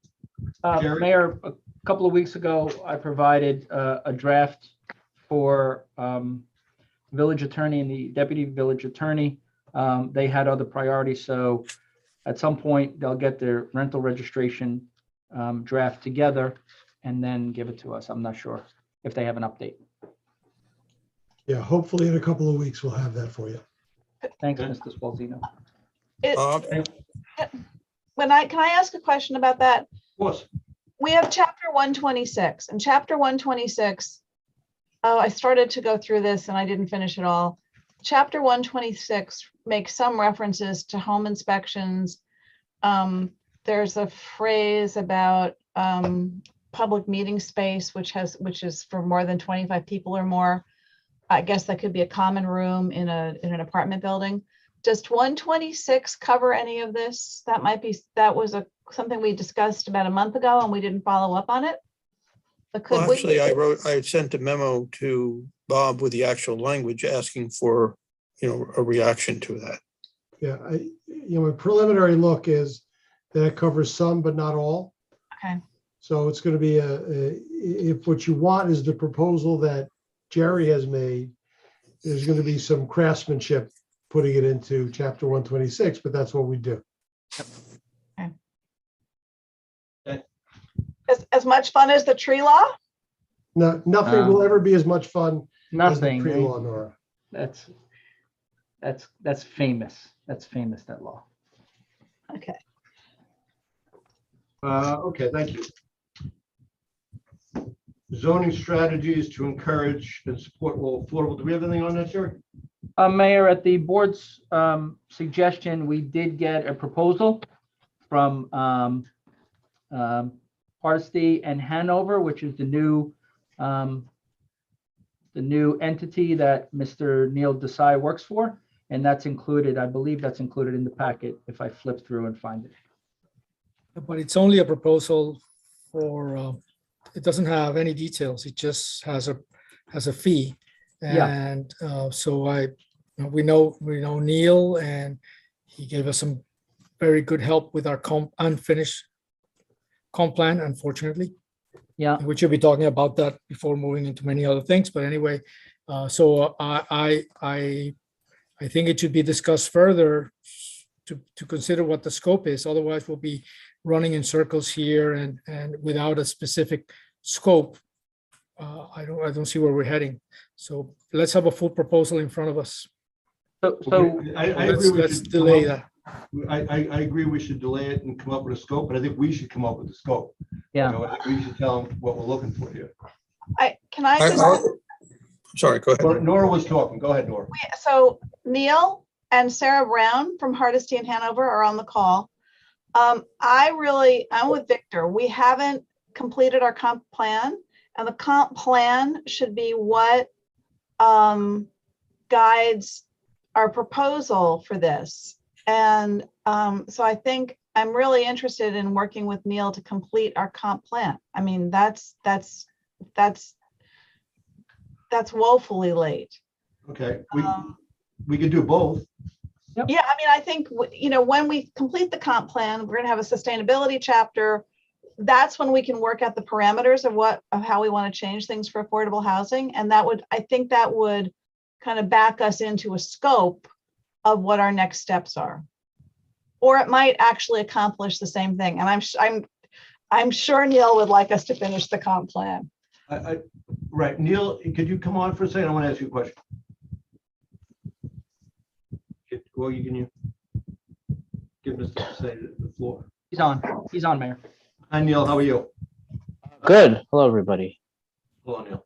Neil, could we work in simultaneous tracks, both on the comp plan and on this? That's a possibility, surely. I think, I hadn't known what the board is interested in doing with the comp plan, so that's good to know that you want to move that ahead. And there's also Sarah Brown, if you're able to bring her on at the same time. If not, that's fine. But I'm here, Neil. Oh, hey, Sarah. Hi, Sarah. Hi. So I think originally, just in talking with Dan and Jerry, it was about affordable housing zoning overlay. And, I know that, the comprehensive plan got initially put on hold because of the moratorium study. And there were a lot of, decisions made about the C1 and C2 zone, the corridors in Mamaroneck, and rezoning adopted. So the question is, I guess a question, and it's for myself and for everybody, is if you want to move it, I believe the public engagement from the comprehensive plan is, 2 or 3 years old. Not saying that things haven't changed, maybe the priorities have shifted a little bit. I would say that that's something we need to rethink how to kind of reconnect with people. We do have the third final draft of the comprehensive plan. We went very far with it. Is there a way to appropriately just kind of fix it up, or do we have to do a lot of updating of that draft? And then the second thing is whether, like the moratorium study, went ahead and did the study and did some major zoning changes. As far as if the specific idea of an affordable housing overlay is something you want to create and apply, is that something that needs to be put on hold in order for the comprehensive plan to be done? Can they be done in a simultaneous track? And this is something I can kind of also ask, talk with Sarah about as well. So that those are some things that come to mind. Okay. I mean, I would think just what you're saying is maybe we should continue the comprehensive plan and include the idea for an affordable housing overlay simultaneously. That's one possibility. How far are we along in the comprehensive plan? I mean, just if you could put a percentage on it. We had I'd say we had 3 final drafts that we produced. So there were the third iteration was completed after the BOT gave us changes, and we completed a draft. So we just about completed it, and then the next step was to have the review process happened, just the last review and public hearing. So we got very far. So I'm just saying, you could tie that up if that's possible. Looking back at the document, if that's possible to tie it up, or you could choose to move ahead if you think if there's appropriate basis in the existing comp plan, which from 2012, to move ahead with the affordable housing overlay. That's another path you could take, is to move that ahead. Trustee Sephora. Neil, actually, I'm glad you mentioned that, because precisely one of the issues we included as we were making probably the second or third iteration was this issue of affordable housing. Yeah. And after that, we've gone a little further on, but at this point, if we just in a way wrap that up, if we improve it without going into details of how the zoning change would be, because actually the comp plan supports any zoning changes in the future. We could probably fill that in, but actually the question I think should go flip back to you, as you experience with us are the good and bad things of this process. How could we really finish it off? Because opening this up, we should really come up with a plan and a timeline that includes this affordable housing piece, but get us to the finish line in a few months. It could be doable. Of course, it has to have some meaningful public participation, but then what would be the answer to accomplish all that? Maybe you don't have it all now, but probably you can come back and tell us. Yeah, I think our I guess I would call more our proposal really was a proposal. It was just what the initial assignment given to us, which was to go for the specific idea of a zoning overlay and to provide rates. I think we can go back and Sarah and I think about how can we, what's the kind of an efficient and appropriate way to tie up as in, finish up the comprehensive plan and move ahead with this idea for a affordable housing zoning overlay. I think that could be something that Sarah and I put our heads together to come up with a process for that, proposed timeline. So more of a proper proposal. Right, why don't you give us a proposal for that and we can evaluate that for our next meeting? Okay.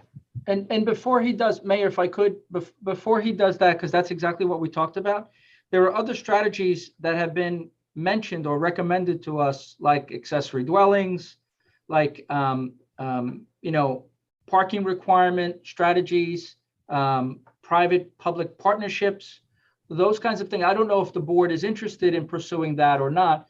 I thought the overlay would have been the easiest and the best overall big picture to be able to show the Board of Trustees, what can go or what can happen where, as the board pursues, the affordable housing components that they want to, or strategies that they want to achieve. So I don't know about the rest of the board, but for accessory dwelling units, in my mind, they're only meaningful to me if they're actual affordable. Yeah, you said that. I don't like the idea of, oh, well, they'll probably be affordable. They're smaller units, because I don't see that's the way that they're going to evolve. I think they're going to evolve into just market rate apartments, and market rates apartments around here are incredibly expensive. I was looking for somebody recently, and a decent one bedroom is well over $2,000. Yeah. The same would go for duplexes and triplexes as well. They would all go in the market. Sorry, I just want to see if Sarah, if we can certainly put our heads together after we talked. Based on your experience, do you have any thoughts right now, or can we come back with them on the proposal? No, I think that's something that we can definitely come back with.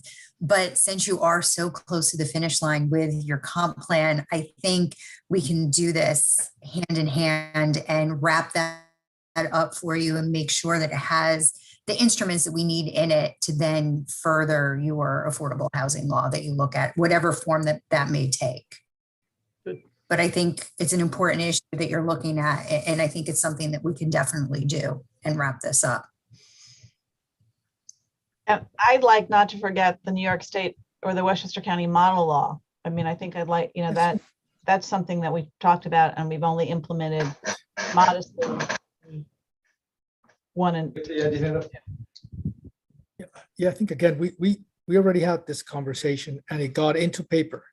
So I think let's follow from there, maybe clean it up and see. But before anything, let's see the proposal. Really, we're getting to the finish line. So hopefully Sarah and Neil can give us a very focused finish line approach. Okay, great. So at least you have some guidance there, Neil. Thank you, Neil, for showing up tonight. Thanks, Sarah. My pleasure. Thank you. thank you. As a matter of housekeeping on this, Jerry, do we have any problem in contractual arrangements with NV5 that in switching on the comp? I don't know. I have to look. Not that I'm aware of, but I will make sure that Mark G and I take a look at that and make sure. I just don't want to get into a catch-22. Yeah. Mentions. That's a good point. Am I still on? That's a good point, Trustee Natchez. I think before I left, this is just coming from me. I had spoken with NV5 because NV5's planning staff has basically left the New York City office, so there's nobody left in the office to do that. So before I left, I was still on NV5 part-time for a while until just before December, where I started at Hardesty, Hanover, December 2021, and I did send over. I did get send over the final invoice for the comprehensive plan.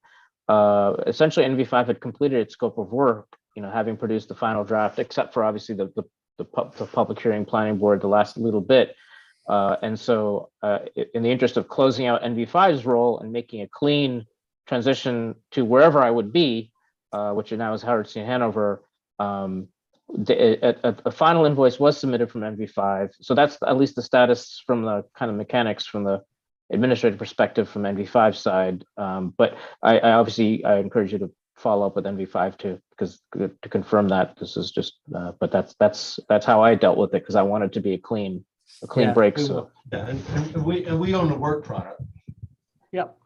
Right. Okay. We have an executive session, so let's go through the stuff that's on for the regular meeting. Item 2L, I'm sorry, item 1L is Zen City, connecting local residents to local governments. This is on. One question, why is this on for regular meeting if it has not cleared the work session? That's not the way we. Well, we dealt with it, because we dealt with it at the last meeting and the board needed more information. Right, but it's not our procedures. Yeah, Nora brought that up at the beginning of the meeting when you weren't there yet. It's not our procedures. It's not good. Yeah, well, it's here. We're not going to do it in the future. We talked about it. You would have heard it. But we'll remove it when we get to the regular session then, if needed. No, Victor, we won't remove. We'll talk about it and we'll decide what we're going to do. Does the board have a desire to deal with this at the regular meeting? Do you have any questions for the staff? No, I think I would say no. I have many questions, but with what I have in front of me, I say no. Okay, you say no. All right, fine. I can tell you. I'm also, I don't see the benefit in this. I understand. We haven't heard from the lawyers about whether we're creating more documents that are public documents. But from my perspective, there's a small amount of people that participate in meetings. There's another percentage of people that participate in social media. There are a lot of people who watch social media but don't make comments. I don't think this captures everybody but the 10 people who appear at public meetings. And the report that they sent, I mean, I know it wasn't our community, but it seemed to be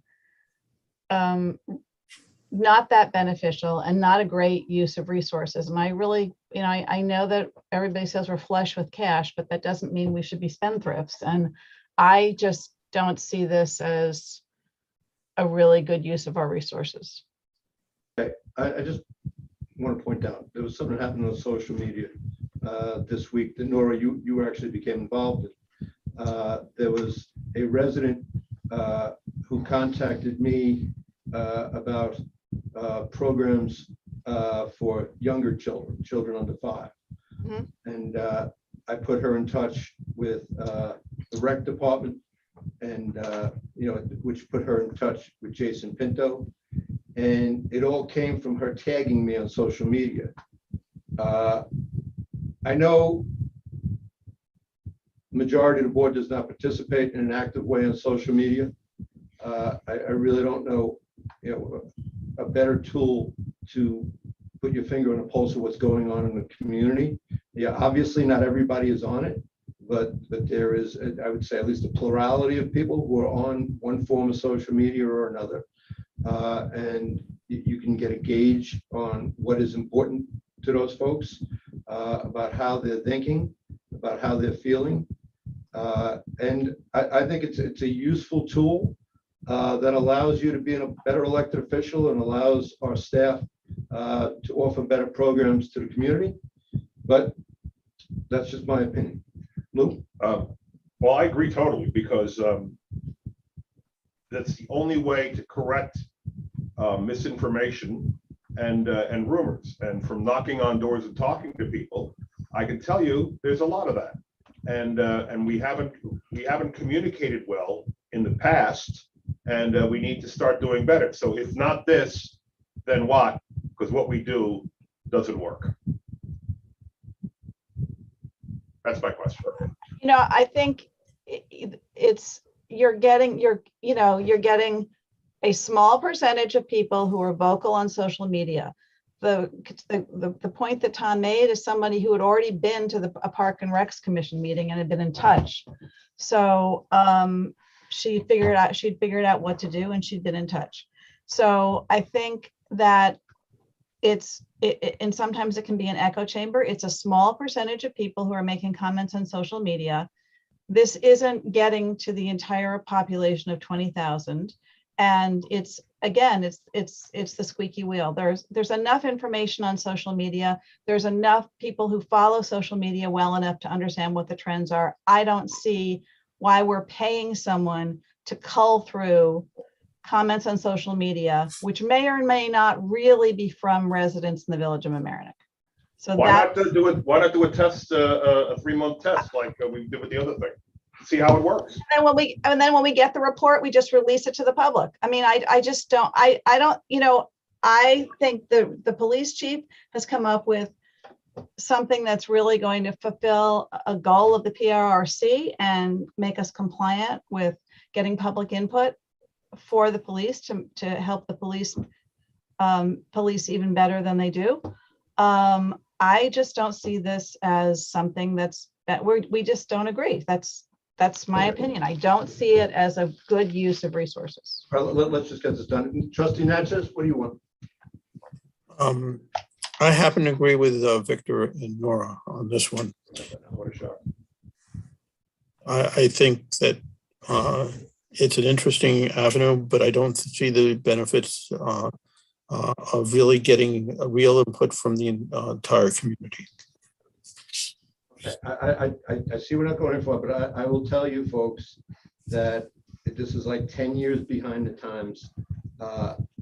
All businesses, most governments are using some sort of mining of social media to inform their decisions. And I think it's a shame, I'm on Facebook, but there's so many other social medias that I do not participate in. that, a lot of, especially the people in this community who are under 50, participate in and use constantly. And I think that, yes, it doesn't include everybody, but what does include everybody? There's nothing that includes everybody. Right now, we have a small group of people, and we have a very vocal small group of people. I would like to enlarge that to include more people, but I'm not gonna, beat a dead horse here. You don't want to do it, you don't want to do it. Do it next year. Paving for parking, police chief we did. Okay, Westchester Joint Waterworks Joint Capital Program, Revort Lane Water Main. There was a broken transite pipe. For those who don't know, a transite pipe is an asbestos pipe. When you have a break in an asbestos pipe, the Department of Health requires us to remove the whole length of the pipe and not just fix the break as you would with an iron pipe. This break is in Rye. It's in Rye, the area of Rye that is serviced by the Westchester Joint Waterworks. There's a portion of Rye that is serviced by the Westchester Joint Waterworks. So this is a joint project paid for by all three communities. But we are the only community besides Rye whose residents are affected.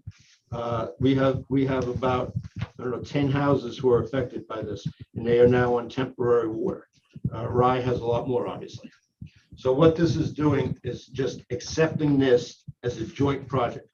So it's paid for by all three communities via the ratepayers in Rye. Does everybody understand it? Yes. Everybody fine with that? I just want to make sure that all associated costs with doing this, the bond counsel, attorneys, anything that's involved in doing this is captured in this and paid for by, them. I read the memo back from Burstall, and it wasn't as clear as I would have liked it to say that all the costs are included. Okay. So that's on for a regular meeting. And can I just make a pitch? We talked about this before the pandemic, but obviously, everybody's plate was overfull, that these repairs are super duper expensive and we know we're going to have to do them. So it might be great if we could do them in a systematic way, not as emergency repairs, but as repairs ahead of time.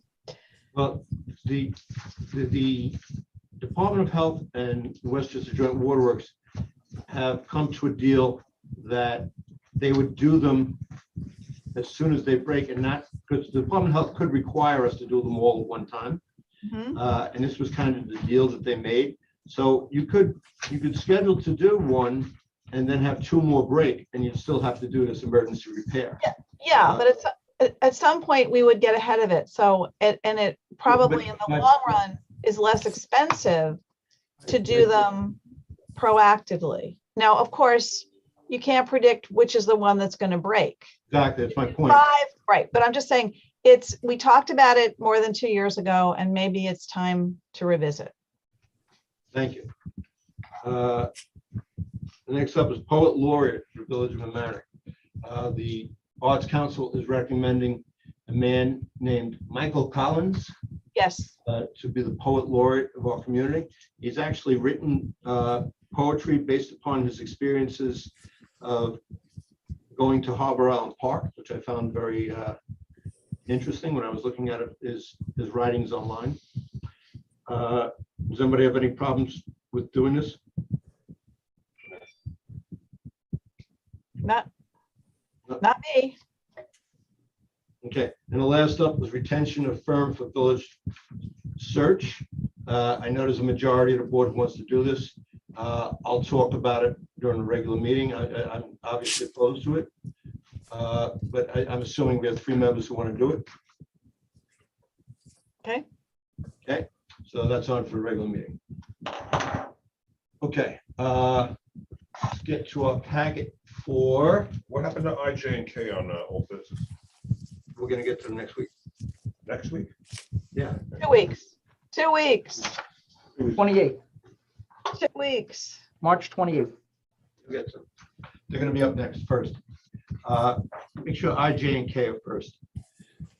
All right, Still in order. I am making a motion, and the motion is boards and committee appointments. It is anticipated that a motion will be offered into executive session pursuant to 105, 1F of New York State Public Officers Law. And it's appointing folks to Board of Traffic Commissioners, Parks and Recreation Committee, and the Tree Committee. We're just going to talk about them and then appoint, we're going to talk about them, right? And then we'll appoint them into regular meeting. The next up is Village Manager EEOC complaint against the Board of Trustees. It is anticipated that a motion will be offered to go into executive session pursuant to 105(1)D of the New York State Public Officers Law. And the next up is a litigation, the Village of Mamaroneck versus SEAD. I don't have, is that 105(1)D too? Okay, we're going to, that's a litigation that we're going to discuss in executive session. So I make those motions. Could I please have a second of those motions? Second. I plan to attend on B by advice of counsel. Mr. Natchez, I'm going to try and state this clearly. Our counsel, both the village attorney and the attorney who is representing the village in this matter, has strongly suggested that it would not be proper or would not be in the best interest of the village for you to attend. I have no information from your counsel. We have nothing in writing from your counsel. There was no, as far as I know, there was no conferment with your counsel and with our counsel. And I believe if you attend, you are putting this community in danger, and I will not participate in that discussion. The attorney that represents me has been in touch with Mike. He has not answered them. Okay, so we don't have any feedback on that. You have been advised by the people who represent this community that that would not be a good way to move forward for this community. I am asking you to look out for the best interest of this community by recusing yourself. This is an important decision you're about to make right now. And it's putting the community before yourself. I'm putting the community before myself, and I have talked with our counsel, and my counsel has communicated with Frankel. Frankel has not answered him. The understanding was, as I understand it from him in his discussions with Frankel, that I would participate. There wasn't a discussion with Frankel. You just said that. It's either yes or I no. said the second time, the second email that was sent. The first one was a discussion. There's been nothing materially changed since the last time Frankel told you it was not a good idea, and our village attorney both told you it was not a good idea. All right. I'm going to take these votes separately. Augie, vote on 1A. Trustees Young, Oh, wait, what are we voting on We're now? voting on the boards board, and commissions. boards and commissions. Aye. Trustee Natchez, Yes. trustee Lucas, Yes, trustee Tofor, Yes. Can't hear you, Victor. Yes. Mayor Murphy. Aye. The next item 1B, village manager EEOC complaint against the Board of Trustees. Call the roll. This is a vote for, Whether we meet with the attorney to discuss the EEOC complaint, of which trustee Natchez has now told us. I will not attend. Okay, then let's do the vote. Let's do the vote. Okay, great. Call the roll. Wait a minute, I'll clarify something. We will decide that. I'll hear from a council when we get there. So I don't want to get into this catch-22 that we entered and I will hear from both. I will hear, correct, but I'm clarifying my vote early on or having discussion. Wait till it's your turn. I mean, I told it to call the roll. Before It's your turn. you call the vote, sir, which I have a right to do. So that's No, what I'm you saying. don't. This is Call the roll. this is part of the discussion. I was just, you didn't give a chance. So I'm saying, I'm clarifying that I will immediately will hear from council as soon as we get in there, as because we do have to hear from council on this matter. It's a very important matter for the village, as you just said. All right, so you can call the roll if you want. Trustee Young, No, trustee Natchez, Yes, trustee Lucas, Yes, I want to hear from council. trustee Tofor, Yes, I want to hear from council. Mayor Murphy. Well, let me point out, we have heard from council before. There is nothing that has been materially changed. You know, this is a semantic dodge. I vote no. Okay. Now, VOM versus Mr. Syed. Call the roll. Trustees Young, yes, Natchez, yes. Lucas, Yes, Tofor, Yes, Mayor Murphy. Aye. Okay, let's go into executive session. hey, Augie, this thing crapped out on me. Hold on.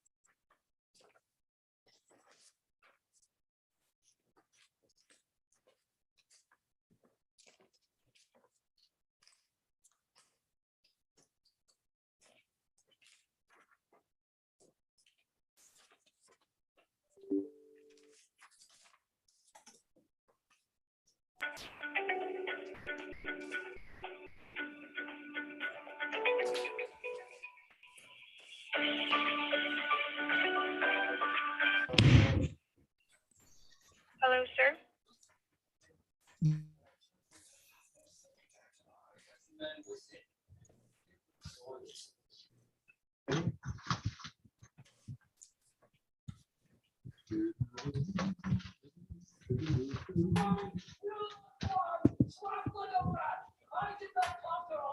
So we're unmuted here.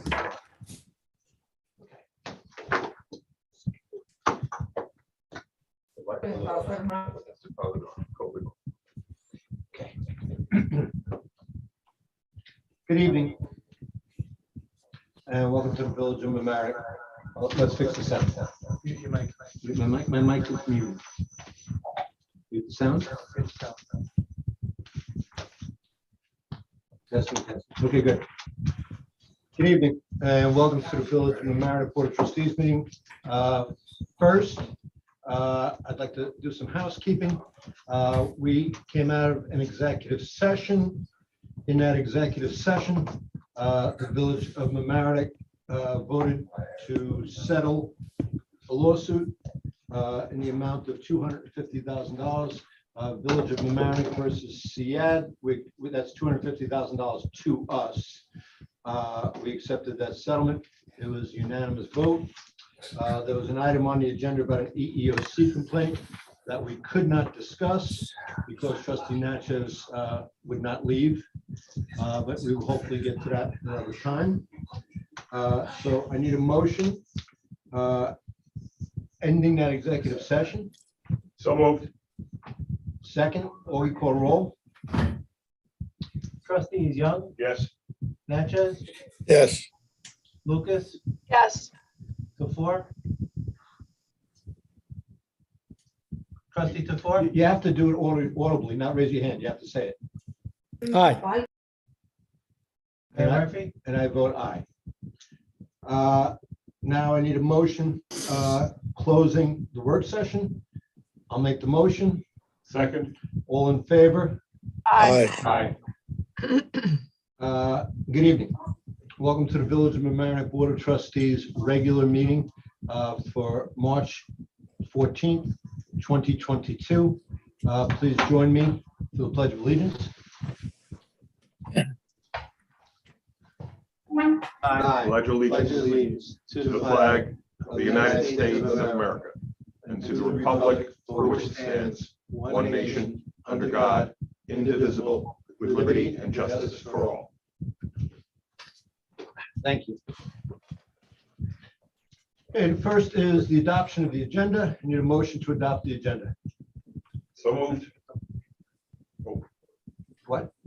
Oh, I'm sorry. I make a motion to open the meeting. All right, so moved. All Second. in favor of opening the meeting? Aye. Aye.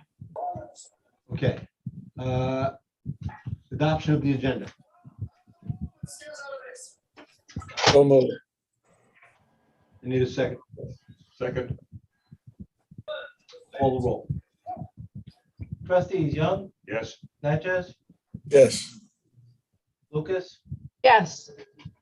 Tofor. Yes. Mayor Murphy, No. Okay. The first item is communication to the board.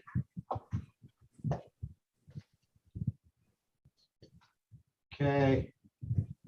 I see two hands up, Glenn and Robert. Let's go with Robert because Glenn is a frequent caller. Robert, unmute yourself if your hand is up.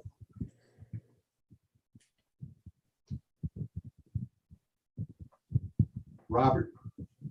Am I unmuted? Yeah. This will be short. I'd like to make a non-partisan statement to the mayor and all the trustees. Please attend to the people's business and refrain from making negative comments about your fellow trustees just because they may disagree with you. This does not reflect well on the friendly village. My statement. Thank you. Next up, Glenn.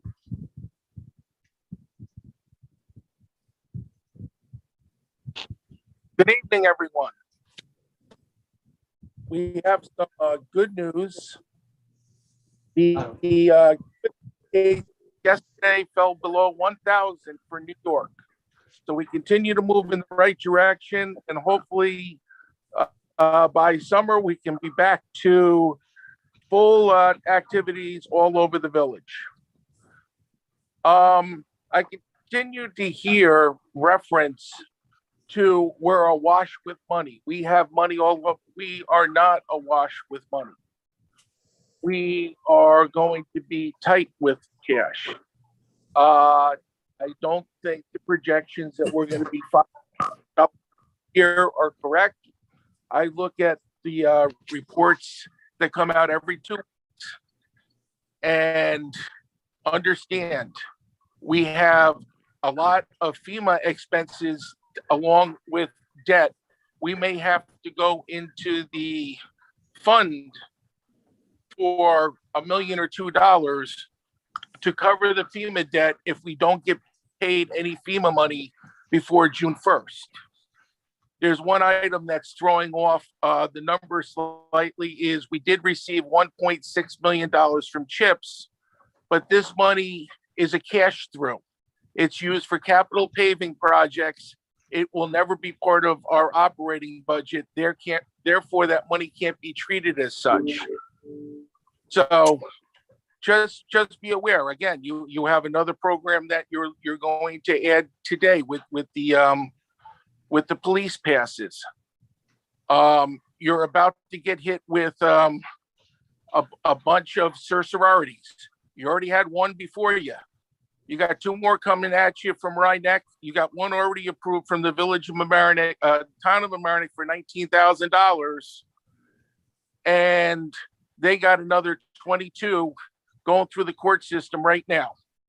And these are all commercial sororities. Most of them are probably going to be solved before the end of this year. So just be a little bit careful when you're stating we're flush with money. Don't worry about it. See how the numbers come out. The numbers that I would like to see is our projected state aid still what it is, or is it going up? I believe we're at $119,000. How much have we put in to recover for FEMA for the pandemic in 2020? How much money have we requested for reimbursement for the storm of August 2020? How much money have we requested from for the pandemic for 2021? And how much money have we requested from FEMA for Ida/Henri for 2021? And is the money that we request for FEMA, is FEMA's reimbursement back to us 80%? And do we have any news yet whether the state is going to reimburse us any other funds? Thank you. Thank you. Okay, the next item on the agenda is presentations. And the first presentation is from the St. Patrick's, Sound Shore St. Patrick's Day Parade Committee. We are back in full swing this year. They'll be marching on Sunday. I encourage everyone to come out and support the parade. It is not just a good day for the Irish, it's a good day for the whole community. So I will turn it over. Mr. Murphy, are you going to lead this and introduce your members tonight, or is that how we're doing it? Thank you, Mr. Mayor. I'm going to turn it over to Matt Sullivan, the official Masters of Ceremonies for the South Shore St. Patrick's Day Parade. Matt, take it away. Thank you. I just want to point out, while Mr. Murphy is a friend, we are not related. Thanks a lot, Michael. On behalf of the Sound Shore St. Patrick's Day Parade Committee, thank you all for this opportunity to address the Board of Trustees, as well as the citizens of our great Larchmont Mamaroneck community via LMC Media, our community's premier media center. I'm Matt Sullivan, Executive Director of LMC Media, and I also happen to have the proud distinction of being the official parade Master of Ceremonies for this year. I'll be announcing the parade live from the official Grand Marshal viewing stand on Mamaroneck Avenue. And it is my absolute honor to present to you the co-Grand Marshals of our 2022 parade, Ms. Kate Bialo, hailing from County Larchmont, and Dr. Joe Durney, hailing from County Portchester. Yep. Kate? Wonderful. First of all, Matt, as excited as you are to be the MC of the parade, we are even more excited. And I also want to make sure that everybody knows that you have a brand new baby boy named Asher, who was born a couple of weeks ago. Congratulations to you. I've seen pictures. He's absolutely adorable. Fortunately, he doesn't look like his father, so that's a good thing. He obviously takes after his mother. Exactly. Exactly. So yes, I'm absolutely thrilled to be a co-marshal of the 2022 Sound Shore St. Patrick's Day Parade. And you might wonder why we have co-marshals. This is not something that has been part of our tradition in the past, but I was originally supposed to be the Grand Marshal in 2020, but COVID had other ideas about that. And my wonderful co-marshal, Joe Durney, was supposed to be the Grand Marshal in 2021, but COVID still had other ideas about that. So we are absolutely thrilled in 2022, March 2022, to be marching together arm in arm as co-Grand Marshals of the 2022 Sound Shore St. Patrick's Day Parade. We are also extremely grateful to the Village of Mamaroneck for giving us the permission and the blessing to have our parade down Mamaroneck Avenue, which is the best place to have the St. Patrick's Day Parade this side of Dublin. We also want to thank the Village of Mamaroneck Fire Department, Police Department, and of course the Department of Public Works and Department of Parks and Recreation, all of whom will have a big role in helping this parade to be the best parade we've had in our 12 years of existence. So thank you so much. And now over to my co-Grand Marshal, Joe Durney. Thank you, Kate. My name is Joe Durney, and I was chosen as the 2021 Grand Marshal. Although the Sound Shore St. Patrick's Day Parade is honored to march down Mamaroneck Avenue, it's truly a Sound Shore parade representing the entire Sound Shore community from Portchester, my hometown, to the Pelhams in celebration of Irish heritage and the American immigrant experience. So we thank you and invite you and the Board of Trustees, the good citizens of Larchmont, Mamaroneck community, and the entire Sound Shore community to march with us on Sunday, March 20th. We look forward to having you and want to thank you very much. Just to remind our viewers, what time does the parade kick off? Steps off at 1:30. So the marchers begin lining up at 12:30. They're going to line up across from Mamaroneck Avenue School, march straight down Mamaroneck Avenue and right into Harbor Island Park. And for those of us who can't attend physically, or if you're in Ireland and you'd like to watch, you can of course tune in. lmcmedia.org will be doing a live stream of the parade. And we want to thank our sponsors, Orange Bank and Trust. So we look forward to seeing all of you and marching or cheering on our marchers as we celebrate Irish heritage and of course the American immigrant experience. So on behalf of the Parade Committee and LMC Media, thank you very much. It'll be the best one yet. Thank you. Thank you all very much for doing this. I really appreciate it. It warms me heart. And Kate, thank you for being gracious and waiting these 2 years and for sharing the honor with Mr. Durney. It'll be worth the wait, believe me. Okay, great. We'll have a doubly good parade. All right. Thank you so much. Good night. Thank you all. Good night. Thanks. And the next up is our friends from O'Connor Davies, the Village of Mamaroneck Quarters. And please give the presentation time, Mr. Olin. Yes, sir. Good How are you, evening. sir? I am good. I like to say that, now that baseball is back, I am pinch hitting for Chris Kopp tonight on the presentation. He is up in Albany at another meeting. I'm here tonight also with Gary Miller, who was our supervisor actually during the audit. So we're both going to kind of take you through the presentation that we have.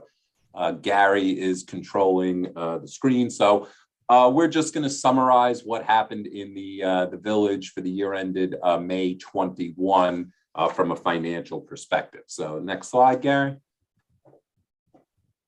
So what we're going to cover tonight in these brief number of slides, I know you have a lot on the agenda. We're going to talk about some of the required communications as auditors that we have to provide to all our clients.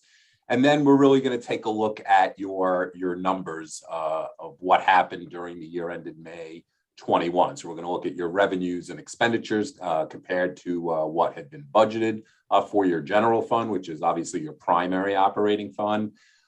Then we're going to dive down, look at your major revenues in that fund.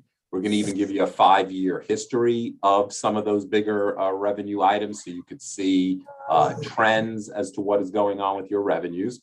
Then we're going to do the same thing on the expenditure side, both the current year and what's gone on the last 5 years. And then most importantly, we're going to take a look at your fund balance for the general fund, your savings account. And we're going to take a look at that retrospectively as well.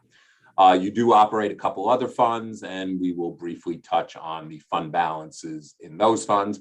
And then you also have to present in your financial statement something called the statement of net position, or what we call a government-wide financial statement.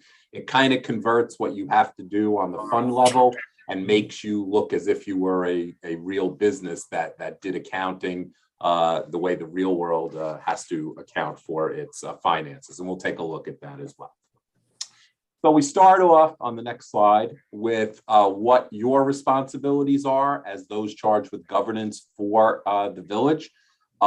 You are required, and through your finance folks, to select and implement appropriate accounting policies, to make sure that you are fairly presenting your financial statements in accordance with what's called US GAAP, generally accepted accounting principles. In order to generate those numbers, to make sure that they are fairly presenting what happened in the village, you have to have proper internal controls over your financial reporting system. If the processes and procedures are not really strong and not really good, garbage in, garbage out, you won't get, fairly presented financial statements. Obviously, as a village in the state of New York, there are numerous laws, regulations, and things that you must follow, especially when it comes to any federal dollars that have been flowing in, especially during the pandemic times, to make sure that you are in compliance with all those requirements. For us to issue the opinions that we issue on your financials, we are required to get from you any financial records, that we believe are appropriate, for us to review as part of the audit. And of course, as the Board of Trustees, we talk about this in the commercial world as well, that you have to set the proper tone at the top that flows down the rest of the way through the village to make sure all this information is presented properly. Now, our responsibilities on the next slide are basically the deliverables that we are providing to you and that we're discussing here tonight. So the most important thing is the audit report that we generate for you. So even though the report is yours and we assist in its preparation, the only part of that report that belongs to us is at the very beginning of it. And that's the independent auditor's report, or the auditor's opinion. I'm proud to say that we've issued what's known as an unmodified opinion, or a clean opinion, on the financial statements of the village. That's the highest form of assurance that an auditor can provide any client. It basically says that we believe that the financials statements that we're about to discuss the numbers on fairly present what happened in the village this year. We would have also provided you with what we call like a management letter and other required communications that we must provide to all boards. We would also be required to communicate with you if we came across during the audit any fraud or illegal acts. Happy to report that we did not come across that as part of this annual audit. We had no difficulties in doing the audit. All the finance folks cooperated with us, gave us all the information that we needed to get to this point. Any adjustments that we found have been booked. There's nothing that we call an uncorrected misstatement that we just left. The village booked any adjustments that we provided to them. And during the audit, we did not have any disagreements with management. So with that, we're now going to go into a high level view of the numbers, and then Gary will take you through some of the details. So this is your general fund. As I mentioned earlier, it's your primary operating fund. And again, this is at a very high level. Your first column here is the original budget. This is what the board approved to start the 2021 fiscal year. You estimated all revenue sources for this fund to come in at about 36.5 million. You estimated expenditures to be 37.8 million. So there was going to be a shortfall there.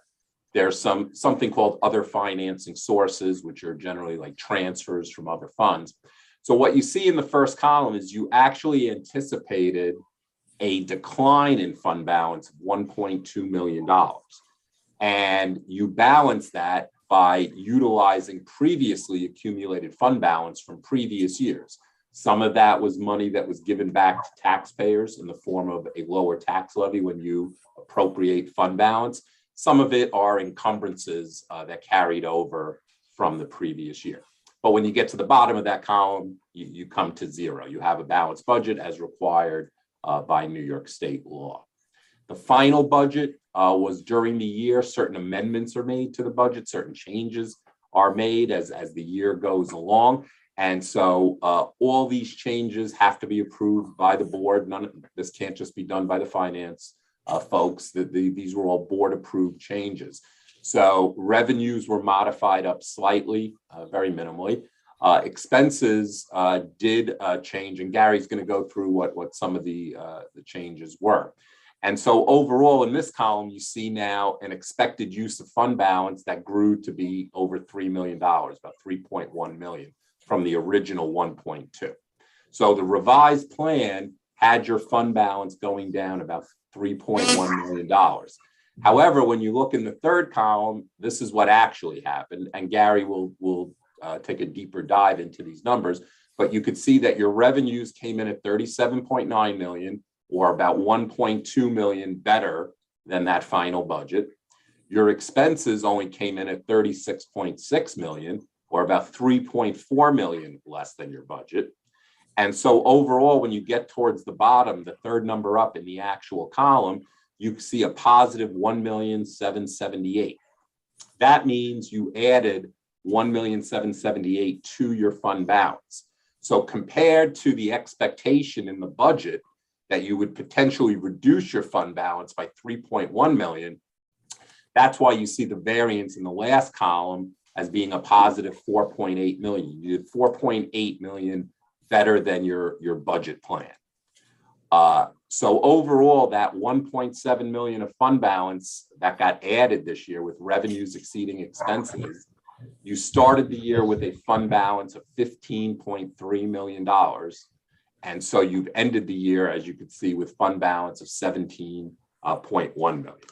So on the next couple of slides, Gary will take you through some of the details of these numbers. Mr. Oling, before you Yes, begin that, can I just clarify that this is for the year that ended May 31st, 2021, is that correct? That is correct. Okay, just for the folks playing along with the home version. Yes, as auditors, we're always like a year behind. Okay, thank you. So yeah, we're not talking about what's going on right now in your current fiscal year. Thank you, Gary. You're welcome. So Gary will now take you through some of the major revenue areas in the general fund. Okay. Can everyone hear me okay? Yeah. Okay, great. So this dives, as we mentioned, a little bit deeper into some of the major revenue categories. compared to budget. First item to just note, though, is that, this fiscal year really began right at the beginning of the pandemic. And we can see in the budgeting that it appears that the village was relatively conservative. For example, the non-property tax distribution, that's your sales taxes. You can see that you actually budgeted a little less for this year than you had received in the previous year. Obviously, with a lot of unknowns with COVID, there was a conservative approach to it. Going to go through 4 of the major variances. The first is, and the largest again, is that non-property tax revenue, which, as you can see, is a $1.3 million positive variance. That really represents the net impact. Everything else kind of nets out. So, you collected $4.5 million in sales taxes. This is something that we've seen throughout, local governments in the lower Hudson Valley. We've really had a strong rebound in sales, particularly there was a lot of internet sales. And if I believe for the last quarter of this year, just to give you a rough idea, the growth rate was still 12% in sales taxes overall for the lower Hudson Valley. So those rates have declined a little bit, but the growth has still been good.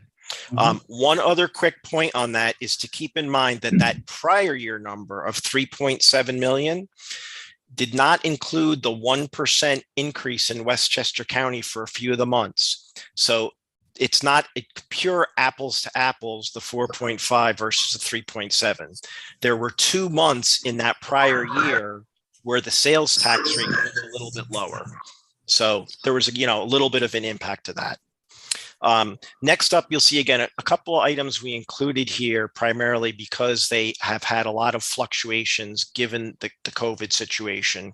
You can see your day camp fees were quite are not that much, but what we wanted to point out there was that normally this runs about $300,000 a year. So again, you budgeted very conservatively there. It wound up coming in even a little lower, but on average, those numbers have been much higher. That's because we couldn't have as many kids because of COVID. Right. 2 items that I'm going to combine together then. If you see those permit fees where you were 180 over your final budget, and your mortgage tax where you were 190. Again, this is a trend we've seen in a lot of local governments. This is a combination of construction that went on, a lot of folks doing renovations given that they were at home, as well as a lot of refinancings with rates going down. So there you had some very positive variances. Finally, the one downside was in the fines and forfeited bail. Now, the Justice Court was closed for a good portion of the year. And also with some of the parking, less parking going on, as well as I believe some waivers and things, there was, less in the fine area. That has, we've seen that rebound this year somewhat in a lot of places. So that's kind of a quick highlight overall versus budget. Next up, just going to very briefly go through, we present this because, hopefully it's a high level summary that might help you a little bit with some of your budgeting efforts. Not going to go through and cover every number. You can see, what they are, but just want to, again, give you the ideas of what's happened over a number of years.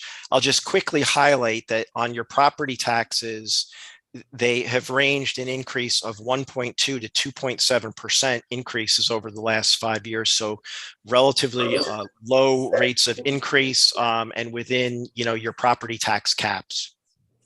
Again, you can see the increases in the sales tax, which is the non-property tax distribution. And again, that 2019, if you see that 1290 versus 2020, the year did not include 20 did not include the full year of the tax rate increase.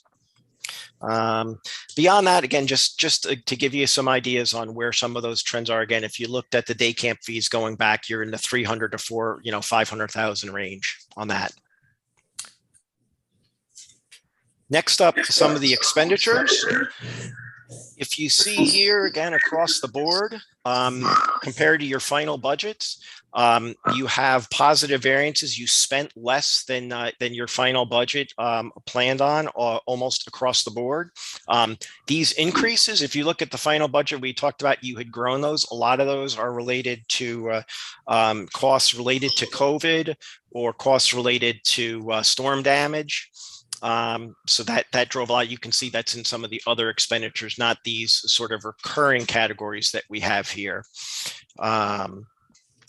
In the largest variance, the overall, the other category, most of that is your general government, right? So, your mayor's office, finance, IT, all of those support functions. And you can see that you had about $1 million. There was 1.7 overall. $1 million of that is in the general government. And then some of the other areas were home and community. You had 420,000 in savings versus the budget. And in culture and rec, 340. So kind of a pretty good story across the board versus budget on the expense side. Finally, here we have 5-year trends again on the on some of your expenditures.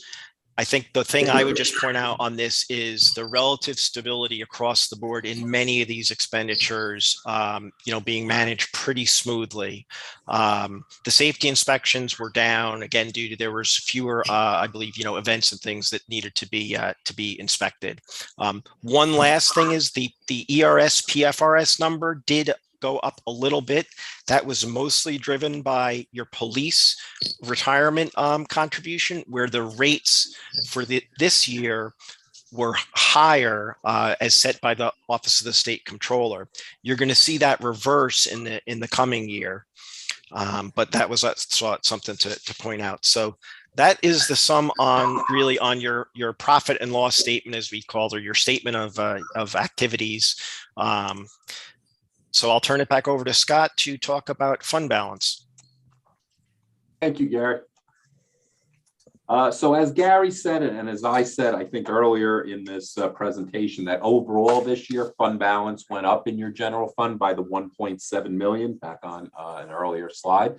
And that's why when you look at the bottom of the 2021 column on this presentation, you see, that the total fund balance has grown to $17.1 million at the end of the 21 year. Your fund balance is made up of several components. In 21, you had some small amount in prepaid expenditures that are considered non-spendable because the cash went out the door for these, but they benefit the next fiscal year.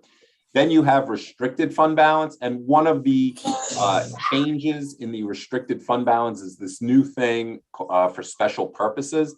In the past, this was in its own fund, but under a new Governmental Accounting Standards Board pronouncement, it now is required to be reported within the general fund. So the resources from this other fund came into the general fund and then is restricted. It had no true impact on your current year revenues or expenses.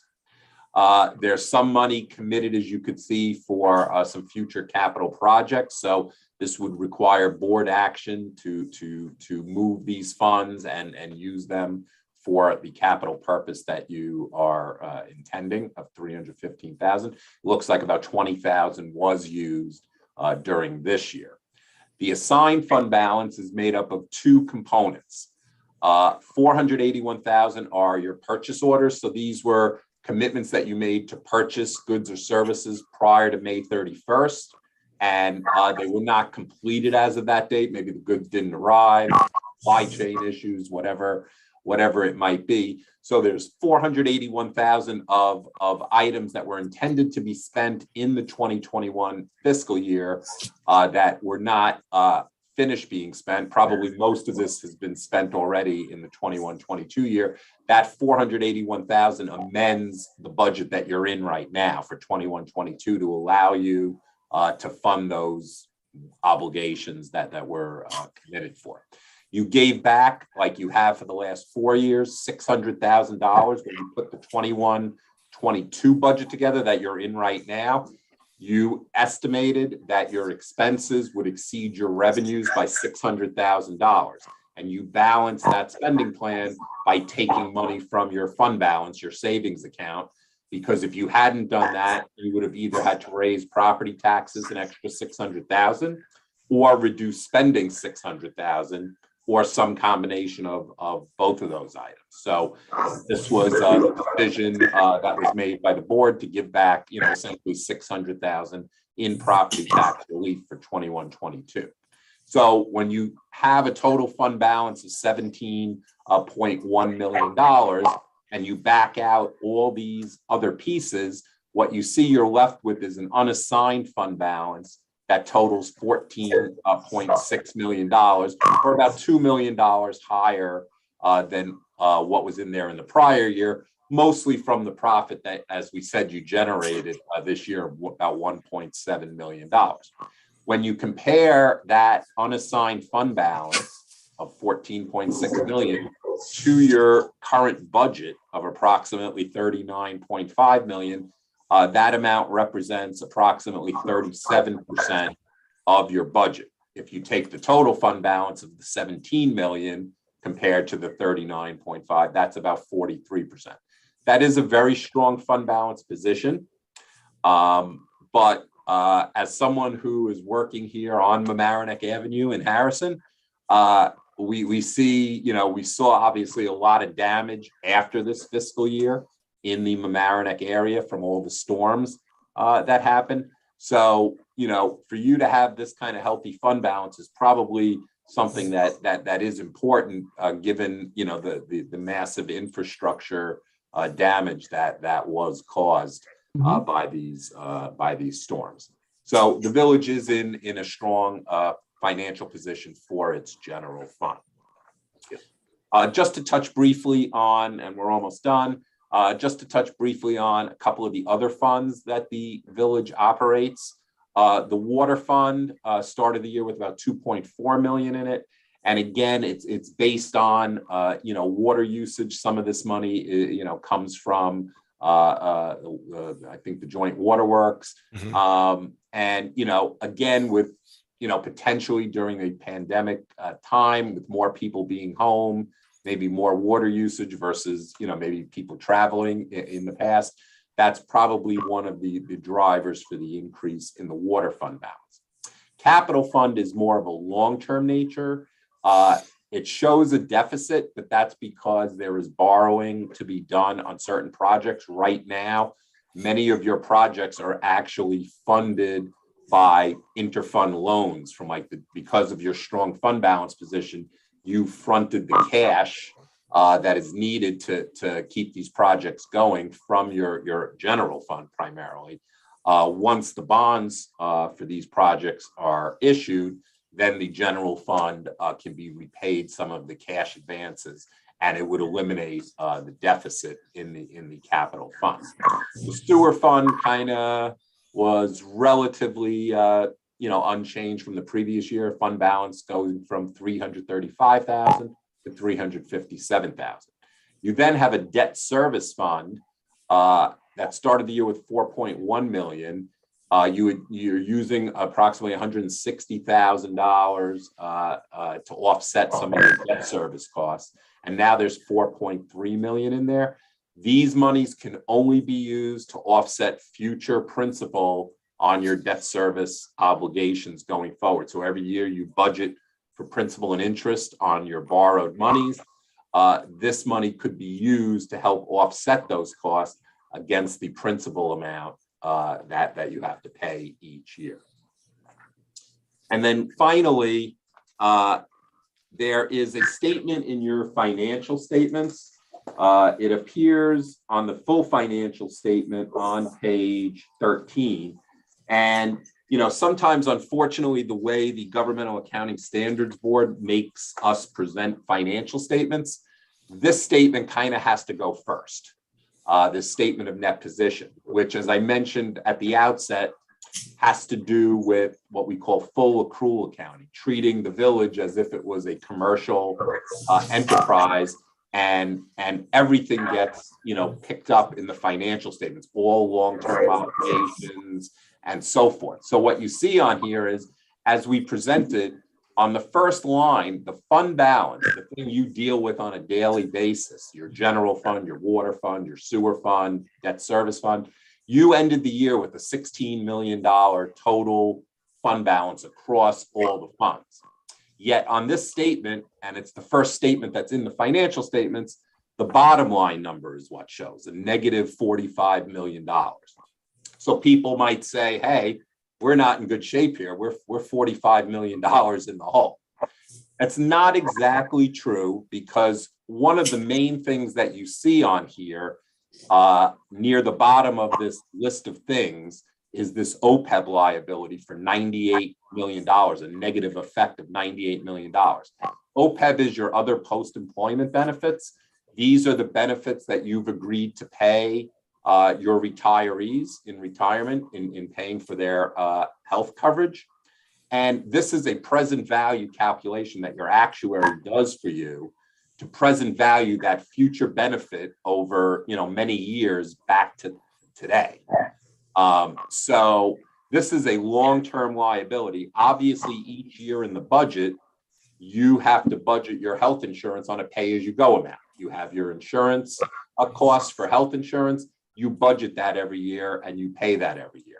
This is a very long-term future look at what those obligations are, along with your bonds that you have out there that you've issued primarily for capital type construction. So those are things, if somebody asks you, why does this statement show a negative 45 million, yours and most municipalities in New York State are showing a deficit on this schedule primarily because of OPEB.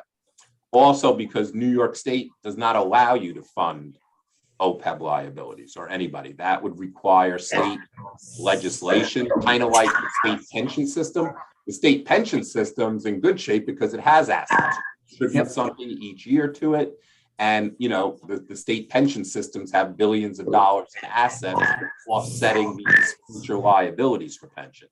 With OPEB, you're just a pay-as-you-go payer. You pay your premiums every month, and that's it. There's no set aside for any future costs. So until New York State legislation changes, everybody will be facing these OPEB liabilities. And that's why that statement, for most places, comes out to be a negative net position. So with that, Gary and I have probably spoken far too much already. We'd be glad to take any comments or questions that you have on any of these numbers. Anyone on the board have any comments or questions? I just want to point to thank you for a thorough job and to thank our staff for once again ensuring that we are in good fiscal health. Anybody on the board? Nobody? Okay. Thank you. Thank you, gentlemen. Thank you very much. You're welcome. Thank you. Have a good evening, all. Have a good evening. Mayor, Okay. What? Mayor, What? thanks for saying that, because we work very hard on the budget and we try to control costs and we try to look for every avenue of revenue that we can. And Augie, Dan, and I, along with our support staff, obsess about it. So I appreciate that very much. You're welcome. And I like Thank you. I like the title of your Yeah, screen there. I just changed it. I just changed it. Thanks, Scott, for giving me the number. You're welcome. Have a good night. Thanks, Scott. You're welcome. Nice job. All right, first item on the agenda, order the bills, manual vouchers. And tonight's manual voucher number is $12,137.77. Any questions or concerns from the board? None? Glenn, you have your hands up for this item? Glenn, Unmute yourself. Hello? hello. Yeah. Yeah, I actually had one question for the auditors, and that would have been on page 37. Last year, we issued $5 million worth of debt and paid 1.95 worth of maturity. that means that we borrowed about $3 million more than we paid back. So in actuality, we actually spent $1.3 million more than we brought in last year. And you just can't dismiss long-term debt because eventually you have to pay it. So we realize on the operating side, we were ahead, but when you add in the fact that we bonded $3 million more than we paid back in the bond, that means that we ran a deficit overall. Thank you. It's a different, we didn't run a deficit. They were clear about that. That is dangerous talk, especially from someone from the budget committee. We did not run a deficit. We are not allowed to run deficits under Correct. New York State law. That's correct. Uh, That's not reading the numbers correctly. That's what that is. Not reading the numbers correctly, and it's extrapolating where you don't have all the information. Next, I need a motion on the order of bills. So moved. Second, or we call roll. Trustees Young, Yes. Natchez, Dan, unmute yourself.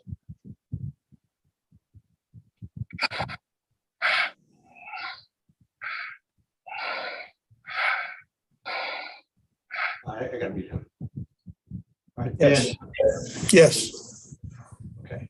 Trustee Lucas, Yes.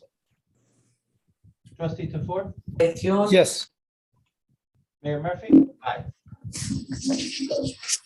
Okay, next up is the regular order of the bills, and this is $3,272,509.73. Anybody on the board have any questions or concerns? No. I need a motion. So Well, moved. I need a second. Second. Augie, please. Trustees Young, Yes. Natchez, yes. Lucas, Yes. Tofor, Yes. Mayor Murphy. Aye. There's no old business, new business. Resolution authorizing contract with Zenicity. The board wanted us to not move forward on that.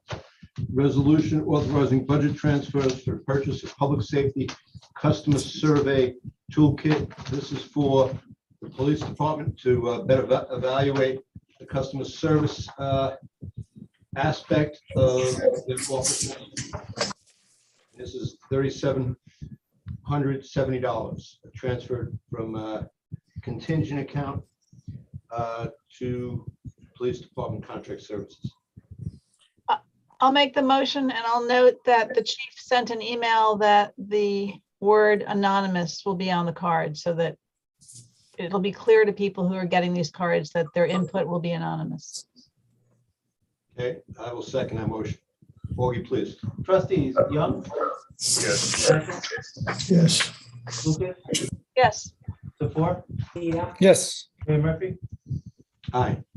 The next up is resolution authorizing execution of paving contract for Harbor Island Park.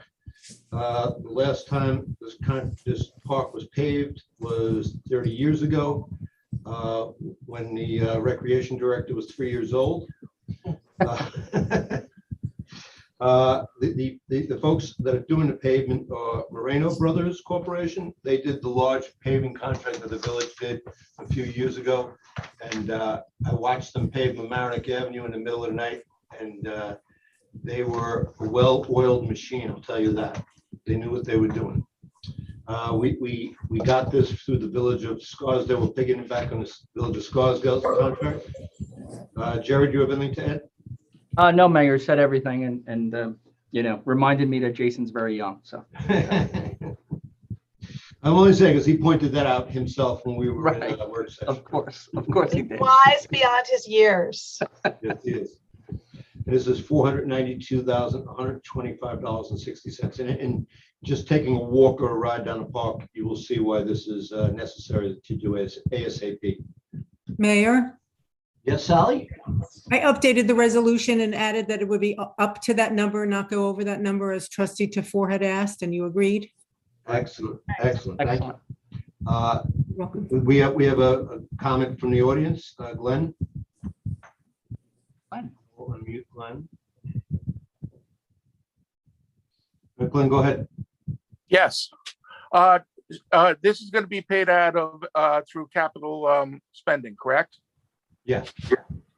And number two, I know there's a section of the parking lot that's owned by the county. Did we contact the county and ask the county if they wanted to piggyback off of us to do their paving behind? The county has said they're going to pay it behind the sewage treatment plant themselves. Okay, thank you. Thank you. Okay. Okay, I need a motion. So moved. Second. Augie, please. Trustees Young, Yes. Natchez, Yes. Lucas, Yes.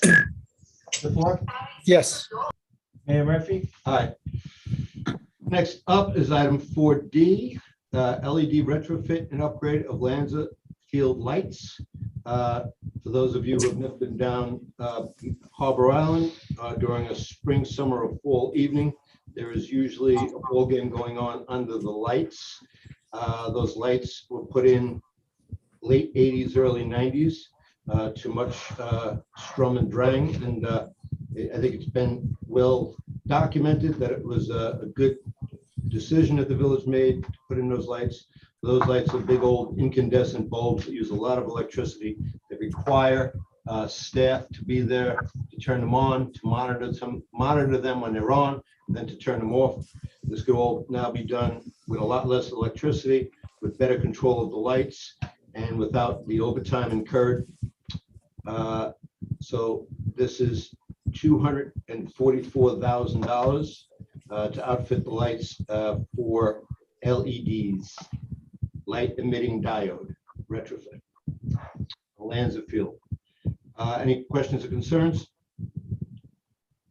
No. Glenn, you have your hand up?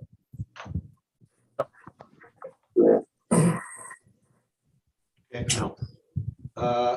I need a motion. So moved. Can I have a second, please? Second. Augie, please. Trustee Young, Trustee Natchez, Yes. Trustee Lucas, Trustee Tefor, Yes. Mayor Murphy. Aye. The next up is an item sewer rent fee for Westchester Joint Waterworks customers in the Village of Mamaroneck. What this will do, this allows the community to pay for sewer repairs and sewer upgrades via customers' actual usage. It used to be that the sewer expenses were incurred based upon your property taxes. So an 80-year-old person who owned a house and was paying $20,000 in taxes was paying the same as a family of 6 in a house paying $20,000 in taxes, which they might be taking 12 showers a day and using assorted facilities much more often. And this also captures people that aren't on the tax rolls. The school system pays this. Churches pay this. Westchester County pays this, who is a big user of water in the Village of Mamaroneck. And it comes to $1.45 per 1,000 gallons. So the less water you use, the less you pay. That in some substance is what this is. Does anybody have any questions or concerns? Glenn, you have your hand up. Yeah, is that a raise over our previous year? This is just, no, it's not. This is just a different way of configuring it. So the Westchester Joint Waterworks. Let me finish the answer, please. So the Westchester Joint Waterworks doesn't have to have 3 separate accounting systems for the 3 municipalities. Yeah. Oh, so this was that was presented before and we're finally voting on it. Yeah. Okay, thank you. We are, Tom. yes, we are finally voting on it. I need a motion. So moved. I'll second. Or equal roll. Trustees Young, Yes. Natchez, Yes. Lucas, I'm gonna vote yes, but was this a work session? Yeah, a while back. A while back. Okay, it was like about more than a month ago, right? Yeah. Okay. trustee Tofor, Yes. Mayor Murphy, Scheduling a public hearing on the 2022-2023 tentative budget. This schedules the public hearing for March 28th, which is 2 weeks hence from tonight. Any questions or concerns? I need a motion, please. So moved. Second. Call the roll, please. trustees Young, Yes. Natchez, Yes. Lucas. Trustee Yes. Lucas, Yes. trustee Tofor, Yes. Mayor Murphy, Aye. Resolution scheduling public hearing for PLLB 2022 to exceed tax cap if needed. I've explained this before. If a community wants to go over the tax cap, do we even know what our tax cap is this year? of 500,000. Do we know what number that is? 2.1 point? No, I don't know. Okay, we don't know what the tax cap number is at this moment. We will find it out soon, I'm sure. But this allows the community to go over the tax cap if need be. I don't think we definitely haven't while I was mayor. But it's good to have the law in your back pocket in case something happens between now and the time we pass the budget that would require us to go over the cap. So this is scheduling a public hearing. And the public hearing would be for March 28th. Any questions or concerns? One item, Mr. Mayor, in the resolution, it says the March 28, 2021, it'll be March 28, 2022. Thank you. Yeah, that is an important point. Thank you. Thank you. The time machine is not in the capital budget this year. Okay. Time machine. All right. Anybody have any questions or concerns? No. Okay. Can I have a motion, please? So moved. Second. Augie? Trustees Young, Yes. Natchez, No. trustee Lucas, Yes. trustee Tofor, No. Mayor Murphy, Aye. Petty cash. Resolution establishing petty cash account for the building department. This is a petty cash account of $100 to give the building department the ability to make change when people pay in cash. Jerry, any questions, concern, anything you want to add on this? No, Mayor, it just resets our drawer. As you know, or many people know, I'm up at the building department at least 3 days a week. And we have also helping us is Jonathan Corvino from Augie's office. We're making a lot of changes up in the building department, and this is part of that. Mm-hmm. Okay, thank you. Sure. Any questions or concerns from the board? Need a motion? So moved. Need a second? Second. Call roll. trustees Young, Yes. Natchez, Yes. Lucas, Yes. Tofor, Yes. Mayor Murphy, Aye. Resolution, item 1I, resolution appointing a poet laureate for the village of Mamaroneck, and I believe the town of Mamaroneck is going to appoint the same poet laureate. For years, we had a poet laureate. She was a lovely, lovely lady named Miss Mary Louise Cox. And she passed away recently, and the village and the town believe that it's good to have another one. Ms. Cox was instrumental in doing the poetry live in the village, which stirred and inspired a lot of young people to write poetry and to express their thoughts through poetry and their feelings. And if you have never attended, I urge you to attend, or at least watch it on LMC TV. We have a lot of talented and heartfelt youngsters in this community. But this is to appoint a gentleman named Mr. Michael Collins as the village's poet laureate. Mr. Collins is a published and acclaimed poet. I asked the Arts Council for information on Mr. Collins last night, and they sent me his website. And he actually has a book of poetry that was inspired by his contemplative time in Harbor Island Park. He writes a lot of interesting poems, and he was a teacher of poetry at NYU, and I think he would be a good person to fill in for Miss Cox. Not that anyone could fill in for Miss Cox, but he'd be able to move that program forward in a positive direction. So I would be honored in the month of March to nominate a gentleman named Michael Collins to be the Village of Mamaroneck's poet laureate. I need a second. Second. Call the roll, please. Trustees Young, Yes. Natchez, Yes. Lucas, With pleasure, yes. Tefor, Yes. Mayor Murphy. Aye. Resolution authorizing the retention of GOV-HR to conduct a village attorney search.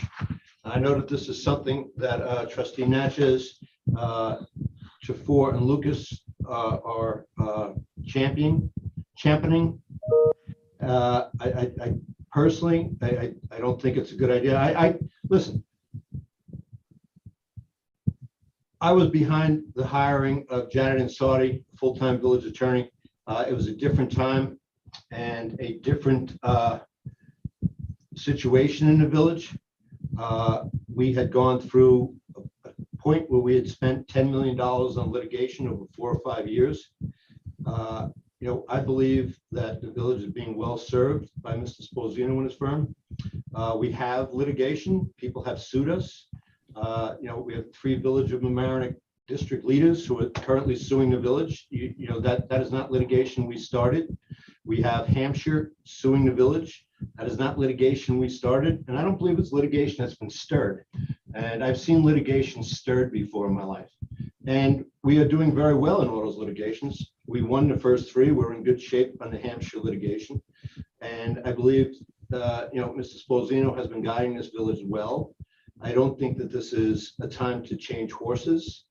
And I had a conversation with the head of GovHR today, and because I wanted to tell her, because I really do like her, she has worked with the Village of Mamaroneck before, and I wanted to tell her that I was voting no on this tonight, and that it was not a reflection upon how I viewed her, because if I was in favor of doing this, I would actually encourage hiring her.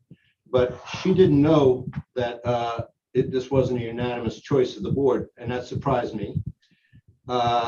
And she was taken aback because she will have to ask somebody to come here and be a village attorney without there being the full support of the board in a time when the board is obviously in flux. So I don't think that this is a wise time to move forward with this proposal. I think we should shake out and see what the year brings. But that being said, that's, as the man said, that's all I have to say on this. Somebody want to make a motion?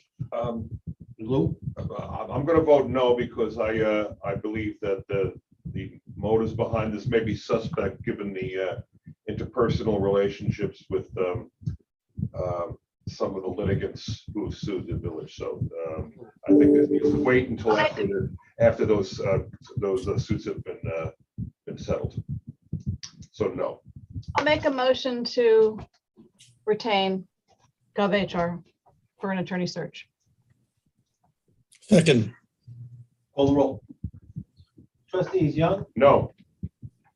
trustee Natchez, yes. trustee Lucas, Yes. trustee Tofor, Yes. Mayor Murphy, No, but just know that you're gonna be asking someone to come to a village where they don't know if their job is gonna be secure in the future. Well, Tom, unfortunately, you said that to a couple of candidates previous. But it's the truth, Nora. I would not in good conscience let somebody apply for a job Tom, we do knowing things, that Tom. it's insecure. You're we asking do somebody things- to leave a position. Tom, we do things by a vote of 3. Yeah, that's And it. and you know, usually in the majority rules, and it's just Yes, unfortunate. and you're gonna do it, Tom, Nora. can I please finish? May I please finish? May I Okay. please finish? Yeah, let her finish, please. Make a decision, it's a vote of 3. And frequently, you're not happy with that decision, so you want to do something else. Uh-huh. Lots of times, I'm not happy with the decision, but it's the decision, and we go with the majority. This Okay. is a decision that's been made. We made a decision a year ago. We offered it to a couple of candidates. Unfortunately, you told them that you didn't support it. It's not teamwork, Tom. It's not No, teamwork. Nora, should I have lied to them and told them that I did support it? Should I have told them that their job is secure when I don't believe that their job is secure? Well, they're, Because Nora, you did not tell Joellen. I did when I talked to her initially. I absolutely said it wasn't Well, enough. that's not, she was taken aback by Well, what I told did, I did tell her that when her. I She must talked not to have her. remembered. Okay, I told her that when I talked to her initially. And you know what? Can I say something very briefly? I'm not Briefly? finished. I'm not finished. People need to know what the situation is here. You know, you're asking people, Nora, I'm talking. You're asking people to leave a position, to come to a position where it's not going to be the most stable position. And that's, and there's the possibility of that. And to not tell them that is disingenuous. So I guess what I'm hearing is, if you don't like the decision, we can have it work around. There's a lot of decisions I don't like. And if you've noticed, there's a lot of votes that don't go my way. But I'm not going to let somebody get hired without letting them know how I feel. It's not fair. Okay, so It's just basically, not fair. so basically what you're saying is you're going to block hiring a full-time not. village attorney. I'm not. I'm going to tell, I'm going to let that person, I'm going to let that person make a decision like an adult. Which is a commission which is a commitment that we ran on in 2017. Yes. And let me tell you something. I did run on it, but you know what? Part of being an elected official is learning by watching. Yep. By observing and feeling what you think is best. And if something that you said 4 years ago isn't holding true today, you don't have to stick with it. You could be honest with people and say, what I thought 4 years ago, based upon what had happened in 2007, 2008, 2009, was not then the case in 2017, 2018, 2019. In your opinion? In my opinion, of course, it's all my opinion. May I very briefly? Very briefly? What was the memo that you were mentioning many years ago from three important lawyers made the case for why an in-house attorney is needed. That hasn't changed. That it's very convenient now to change that doesn't mean that this village is better served by having a village attorney and an external attorney, which should be a good professional such as Bob. Bob maybe continue, but what this village needs is the two of them.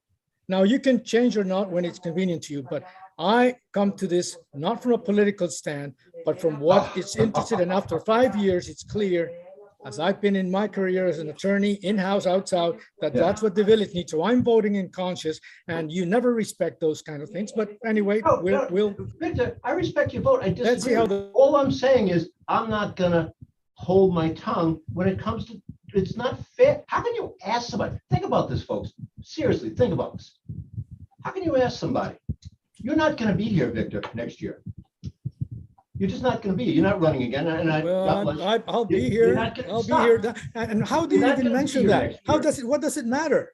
Because What you're kind of not gonna person, be, what kind of because comment the is that? board is gonna change and the next board might not want to have an in-house attorney. So you're making a commitment for after you're gonna be gone. In essence, you know, What kind of comment is that?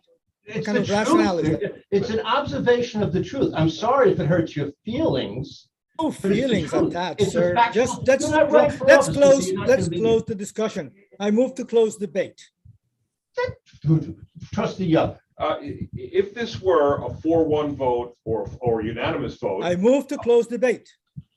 Can I have a No, second? If this were- you're out of order. If this were a 4-1 or unanimous vote, There's a second. point would be well made, but I it's second. 3-2, and the mayor is correct, that it's There's not a second. We already voted not a on this. stable They're position. wasting time. You're not voting on it. You're out of order. We're moving on to the next topic. Resolution accepting Westchester. Oh, Joint I want to Water- check with Augie. Was the vote completed? Yeah, we voted on this.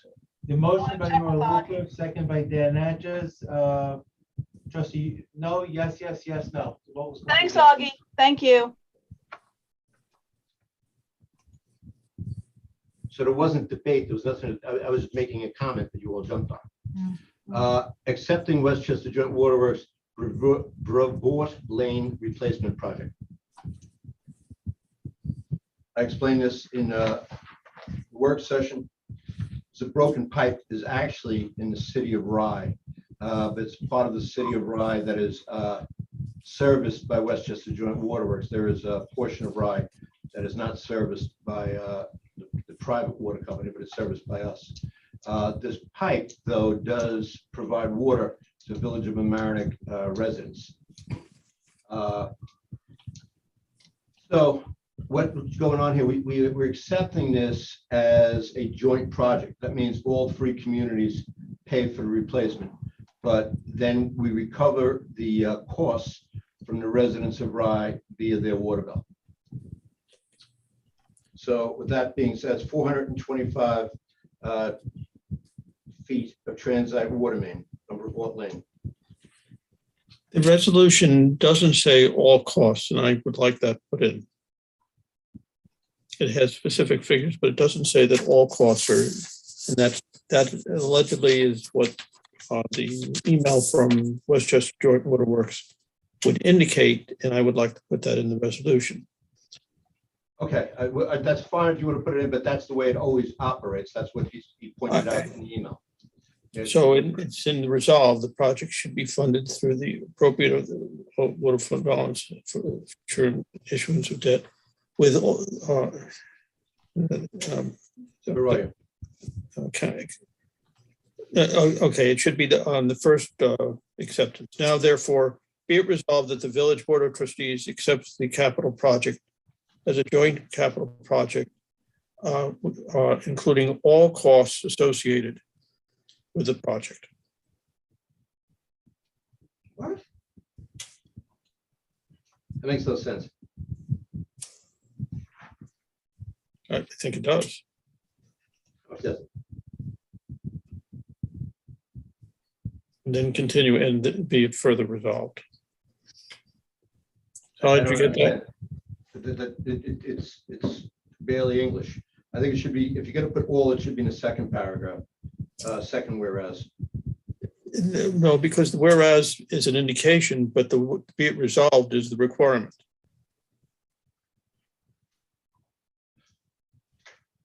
Say it again.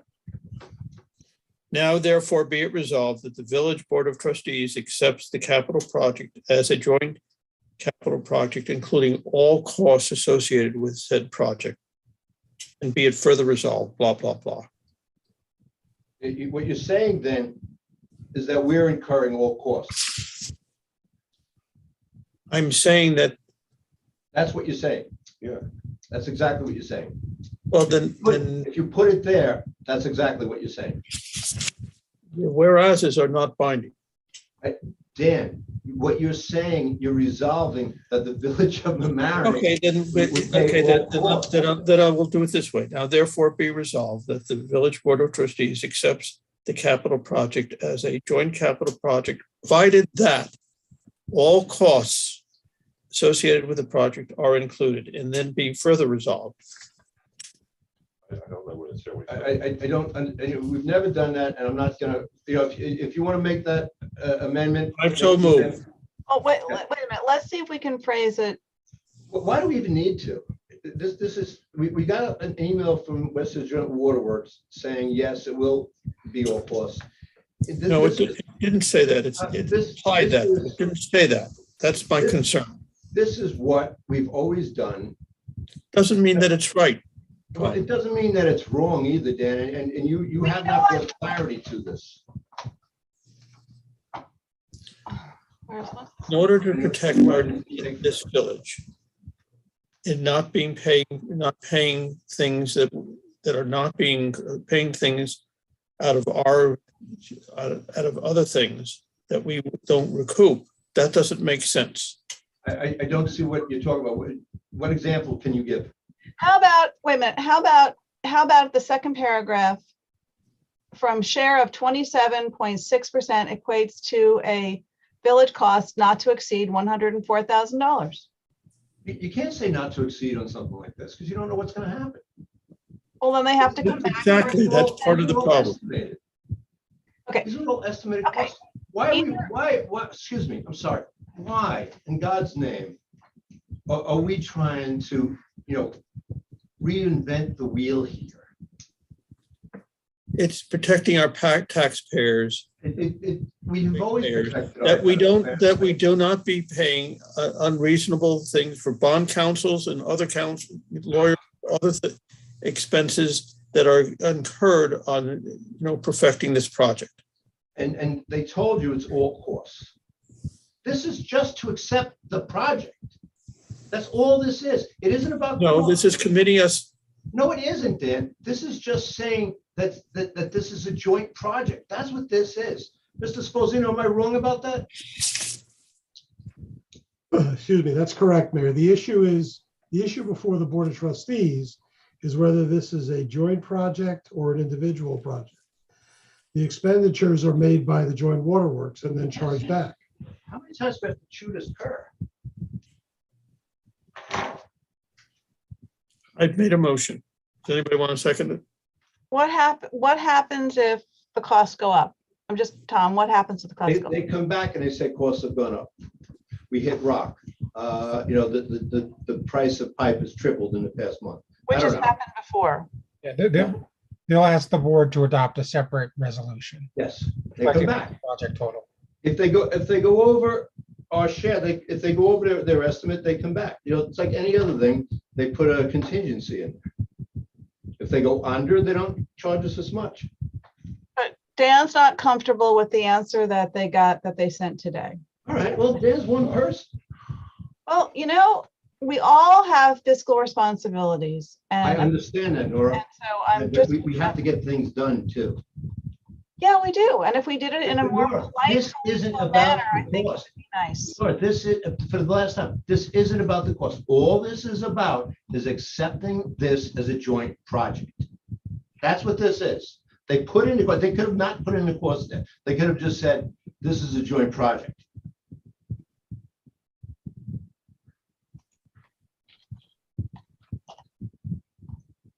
They do that as a courtesy.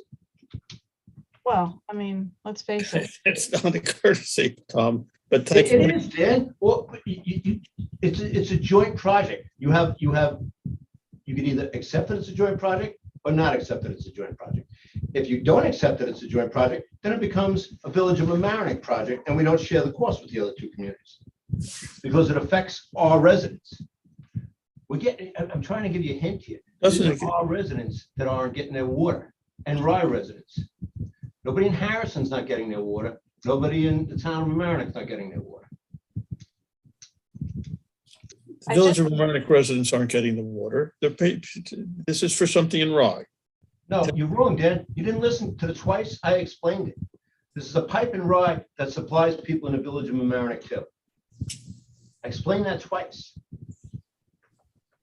I got an email from one of them today saying, when are we going to start work on this? It's a Greenhaven pipe, correct? Yep. I don't understand Dan's motion. I don't know the need for it, and it really is a moot point. Let's move on. Well, you think it's a moot point. I think it would be Then nice. second didn't vote on it. You know what? Okay, I Do you just. know what it is? Do you know what it is? Can I finish? It would be really nice if a board member raised a concern and other board members were polite and respectful. I think that's a bare minimum of what we should do. You know, I'm willing to go with it for today because I'm really tired of this fighting, but I'm also tired of disrespecting other people's questions. There's just no, Tom, I'm tired of The it. questions were asked and answered, and I'm sorry that, you're sticking up for your pal Dan there. But you know what, Nora? But you know what, Nora? This isn't how it works. Sometimes it isn't pretty, and this isn't a tea party. It's politics and it's government. And it's not Nothing political about this, except anything you want to make. actually trying to be polite and collegial, which I think is something that everybody on this board needs to do. Everybody on this board. People on this board talk about polite and collegial, but then, in reality, we're stabbing each other in the back. But I'm just honest about my antipathy. Other people just hide it better. I don't understand Trustee Natchez's suggested amendment. I don't think anybody does. That's my point. So where are we? What are we doing? I made a motion. If somebody seconds it, they second it. If they don't, they don't. Okay. There's no second. Okay, I make a motion to adopt the resolution accepting Westchester Joint Waterworks for Vaught Lane Replacement Project as is written. So moved. Augie, please call the roll. Oh, wait, we get a second. Give me a second. I made the motion, you second. Oh, okay, good.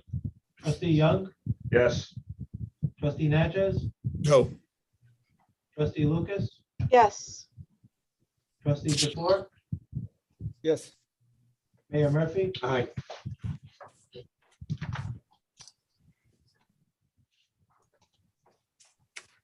Resolution accepting a bench donation at Harbor Island Park. Ms. Janice Goldklang is, and I hope I'm pronouncing your name right. Yes, it is. Desirous of donating a bench and plaque in the village of Mamaroneck to be placed in the Harbor Island West Basin in loving memory of Roy and Charlotte Goldklang in the amount of $2,241. Thank you to the Goldklang family. I need a motion. So moved. Second. Augie. Trustees Young, Yes. Natchez, Yes. Lucas, Yes. DeFour, Yes. Mayor Murphy. Aye. Communication through board round 2. Glenn. Yes. My apologies. I just like to clarify. I'm not saying that we're running a yearly deficit. What I meant to say basically is the debt of the village went up. Our long-time debt went up because we spent more in bonds than we paid off in bonds, which exceeded the operating. The operating is fine, but you also have to be cognizant of the fact that at some point you have to address the fact that you can't bond and keep increasing the long-term debt. At some point, there has to be equilibrium between how much you spend in the operating budget to pay your bonds and how much you spend in a given year on new bonds. That's all I was pointing out. Operating, you're absolutely right. I apologize for wording it wrong. The only thing I want you to be aware of is long-term debt. We are bonding more than we are paying back in the bonds. And that's been going on for a few years. It's something you just have to be aware of and at some point has to be addressed. That you mentioned the flood areas. 2 more that you should be looking at is Hoyt Avenue, because that completely got wrecked, and Revere Road, because that's where it starts. That's where the speed starts and it goes all the way down through the village. Hoyt Avenue, the business, Moisture Brothers, they were under 10 feet of water. that whole section going all the way up to Waverly Avenue, it's part of the overall problem. When it hits the curbs, the water just goes right over the banks and off. Actually, Hoyt Avenue is in the area that we talked about. Yes. Oh, all the way down that far? Okay. Yeah, we went from the railroad bridge north. Okay, thank you. And then finally, Nora's right. You guys can disagree on 100 different things, and you can get heated at times. The bottom line is you have different people who look at the village a different way. Actually, Tom, I kind of support you sometimes, because anytime I see a new village manager, the first thing I tell them is congratulations, welcome to the village of Mamaroneck. Rent, don't buy. Because we at one time we went through many village attorneys with each regime. That being said, maybe you get somebody and you really like them. I personally don't have a problem with the attorney we have now. I think it's good, but in a 3-2 vote, Glenn, what I told the attorneys when we were interviewing them was I would give them a fair shot and not make a decision until they had, but I was just honest with them, but I also told them that I would, give them a fair shot. If that's, I can't complain about that, because like I said, I've told many a village attorney that at one time that was a high turnover position in this village. Yes. All right. Thanks, Glenn. You're welcome. Have a good Patty's Day. You too. By the way, Yankees made a big trade. Who? They got Donaldson. They traded Sanchez to Minnesota. Josh Donaldson, third baseman, at shortstop. So some homework to do when you go home, Tom. Bye bye. I'll watch ESPN tonight. Robert. Oh, you got that? Yeah, he's got to unmute his mic. You're unmuted. Can you hear me? Mm-hmm. I'd like to make a nonpartisan statement to the mayor and all the trustees. Please attend to the people's business and refrain from making negative comments about your fellow trustees just because they may disagree with you. This does not reflect well on the friendly village. I felt this was worth repeating. Some of you have not heard it. Thank you. Go ahead, you shake your head, shake your hand, Tom. Yeah, Robert, That's you're great. saying you're nonpartisan, right? I am. I made it. No, Yes. Robert, let me finish. You're not nonpartisan. You were on the nominating committee. You were calling people while you were on the nominating committee, advocating for Mr. Natchez. While you were supposed to be making a decision, you already made a decision. So please, sir, don't tell me you're nonpartisan. Mayor, this No, is personal no, business, has no. nothing to do here in No, this. no, it does. It does. No, it does not. This is the kind of, under the table, behind the back stuff that goes on in this community. And then, you all sit there acting hurt and chagrined. It's nonsense. It really is. So have a good evening. But I'm just not going to be quiet about it anymore. There's not going to be this gentleman's agreement where, I get stabbed in the back constantly and I keep my mouth shut. Tom, no one's accused you ever of being quiet. Not gonna happen. You know that. Not gonna happen. You're showing your true colors, Tom. Yeah, thank you, Robert. Thank you. And Robert, do me a favor. When you start sending emails in the morning about me, make sure you don't send it to people who are friends of me, because they send it to me. Thanks a lot. Have a good night. Good to know. Yeah, We good can to have know, a real yes. conversation at some point, an Yeah, honest, no, we're not gonna, open Robert, conversation. I've had conversations with you, and during those conversations, I've said, Robert, if you ever have a question, please call me, let me know. And you say, yes. And will, I did, will. and you I never had do. a conversation. You want to extend this? This is not the Board of It's very Trustees. sad. You're focusing Very on sad. You're a me. I nice don't know man. why. You're I'm running just a with bad citizen. crowd. I'm just a resident. Have a good I'm day. here for the best of the village. No. You're I here hope for you are political- too. You're here to protect your political friends. What about your political friends? Yes, This is goodbye. wrong. This is wrong, Mayor. This is very No, wrong. it's wrong. That's fine, Victor. It's wrong. This is very You can wrong. say that all you want. You know what, Victor? I've been here too long and I've put up with too much in the last few years. There's been no support, you know, there's been. Again, you know, don't get no- personal. there's This is been no very wrong. collegiality. Stop. You know, Kelly Stop. got Stop. used here. Stop, You know, Mayor. Stop. It is ridiculous. I'm not stopping. Let's What do you do finish. about it? This is not personal. You're out of order on yourself. I'm not out of This order. is, I mean, I know everybody said in the let's stop village, this. everybody in the village sees what happens let's around. stop this, Mayor. Everybody in the village sees what happens. I'm this- sorry this is that the you're public's delicate area. and you can't take the truth here. This is the This public's the area. truth. This is the truth. Oh, you And have the truth. people of That's this it. community are gonna Come know. on, Mayor, stop it. No, Stop it. no. You Stop you it. have people come like Robert and do stuff like this. Come on, Stop it. I have nothing to do with this. Oh, Stop yeah, it. you never have anything to do with anything. Stop You're it. really good at not having, taking any responsibility. Stop of it. things. And why don't you abstain? Stop it. That's what you do well. Reports from the village manager.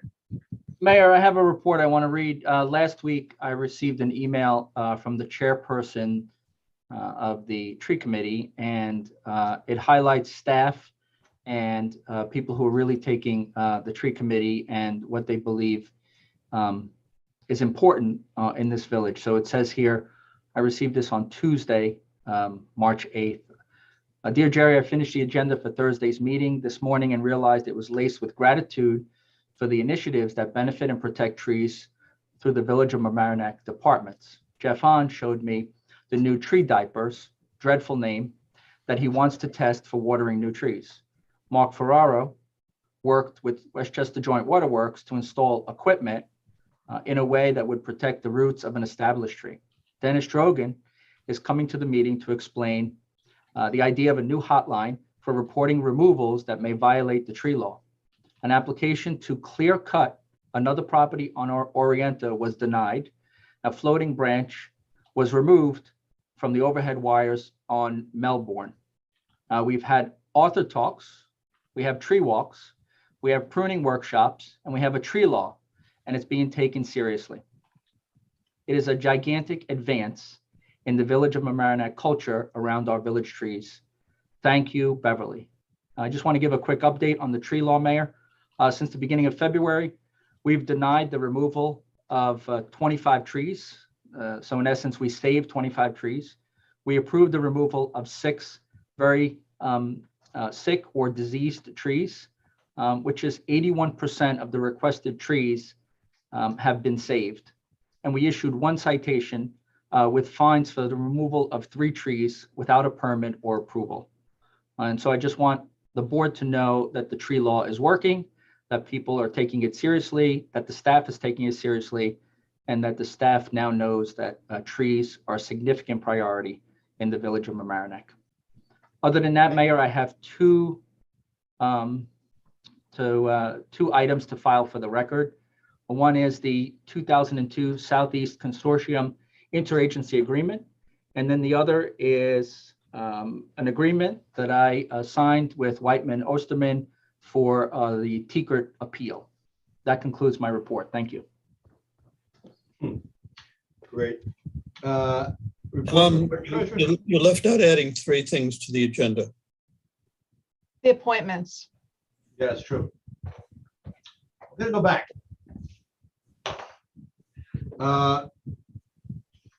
Item 4M, to add an item to the agenda. So move. Second, Second.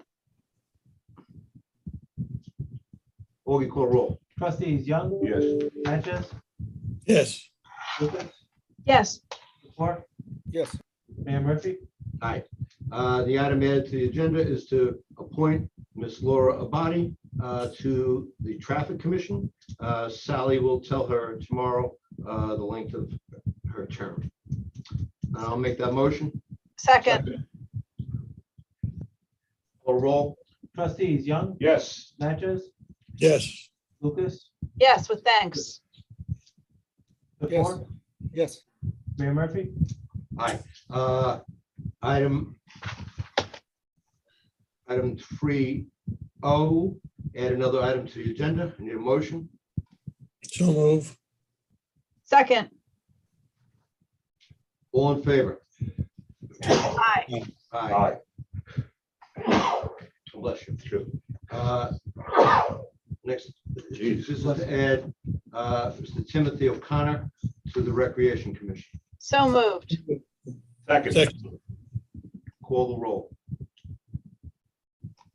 Trustees Young, Yes. Natchez, Yes. Lucas, Yes, the four, Yes. Mayor Murphy. Aye. thanks. Item Q, add another item to the agenda. Any motion? So moved. Second. All in favor? Aye. Item R, this is to add Ms. Sarah Mignano to the Yep. tree committee. Mhm. So moved. Good. Call the roll. Trustees Young, Yeah. Natchez, Yes. Lucas, Yes, the four, Yes. Mayor Murphy. Aye. Okay, now reports from the clerk treasurer, Nothing at this time, Mayor. report from the village attorney. Nothing from me tonight, Mayor. Thank you. Minutes, commissions, boards and committees, minutes of the Board of Trustees work session and regular meeting, February 28th. Minutes of the Recreation and Parks Committee meeting of January 12th and February 2nd, 2022. Minutes of the Budget Committee of February 1st, 2022. Minutes of the Board of Architecture Review, January 4th, January 20th, February 17th, 2022. Hope everybody has a great St. Patrick's Day. Please head out to the parade on Sunday. We have around this weekend. Your motion to adjourn. So moved. second. All in favor? Aye. Thank you, everybody. Good night. Night. That's all.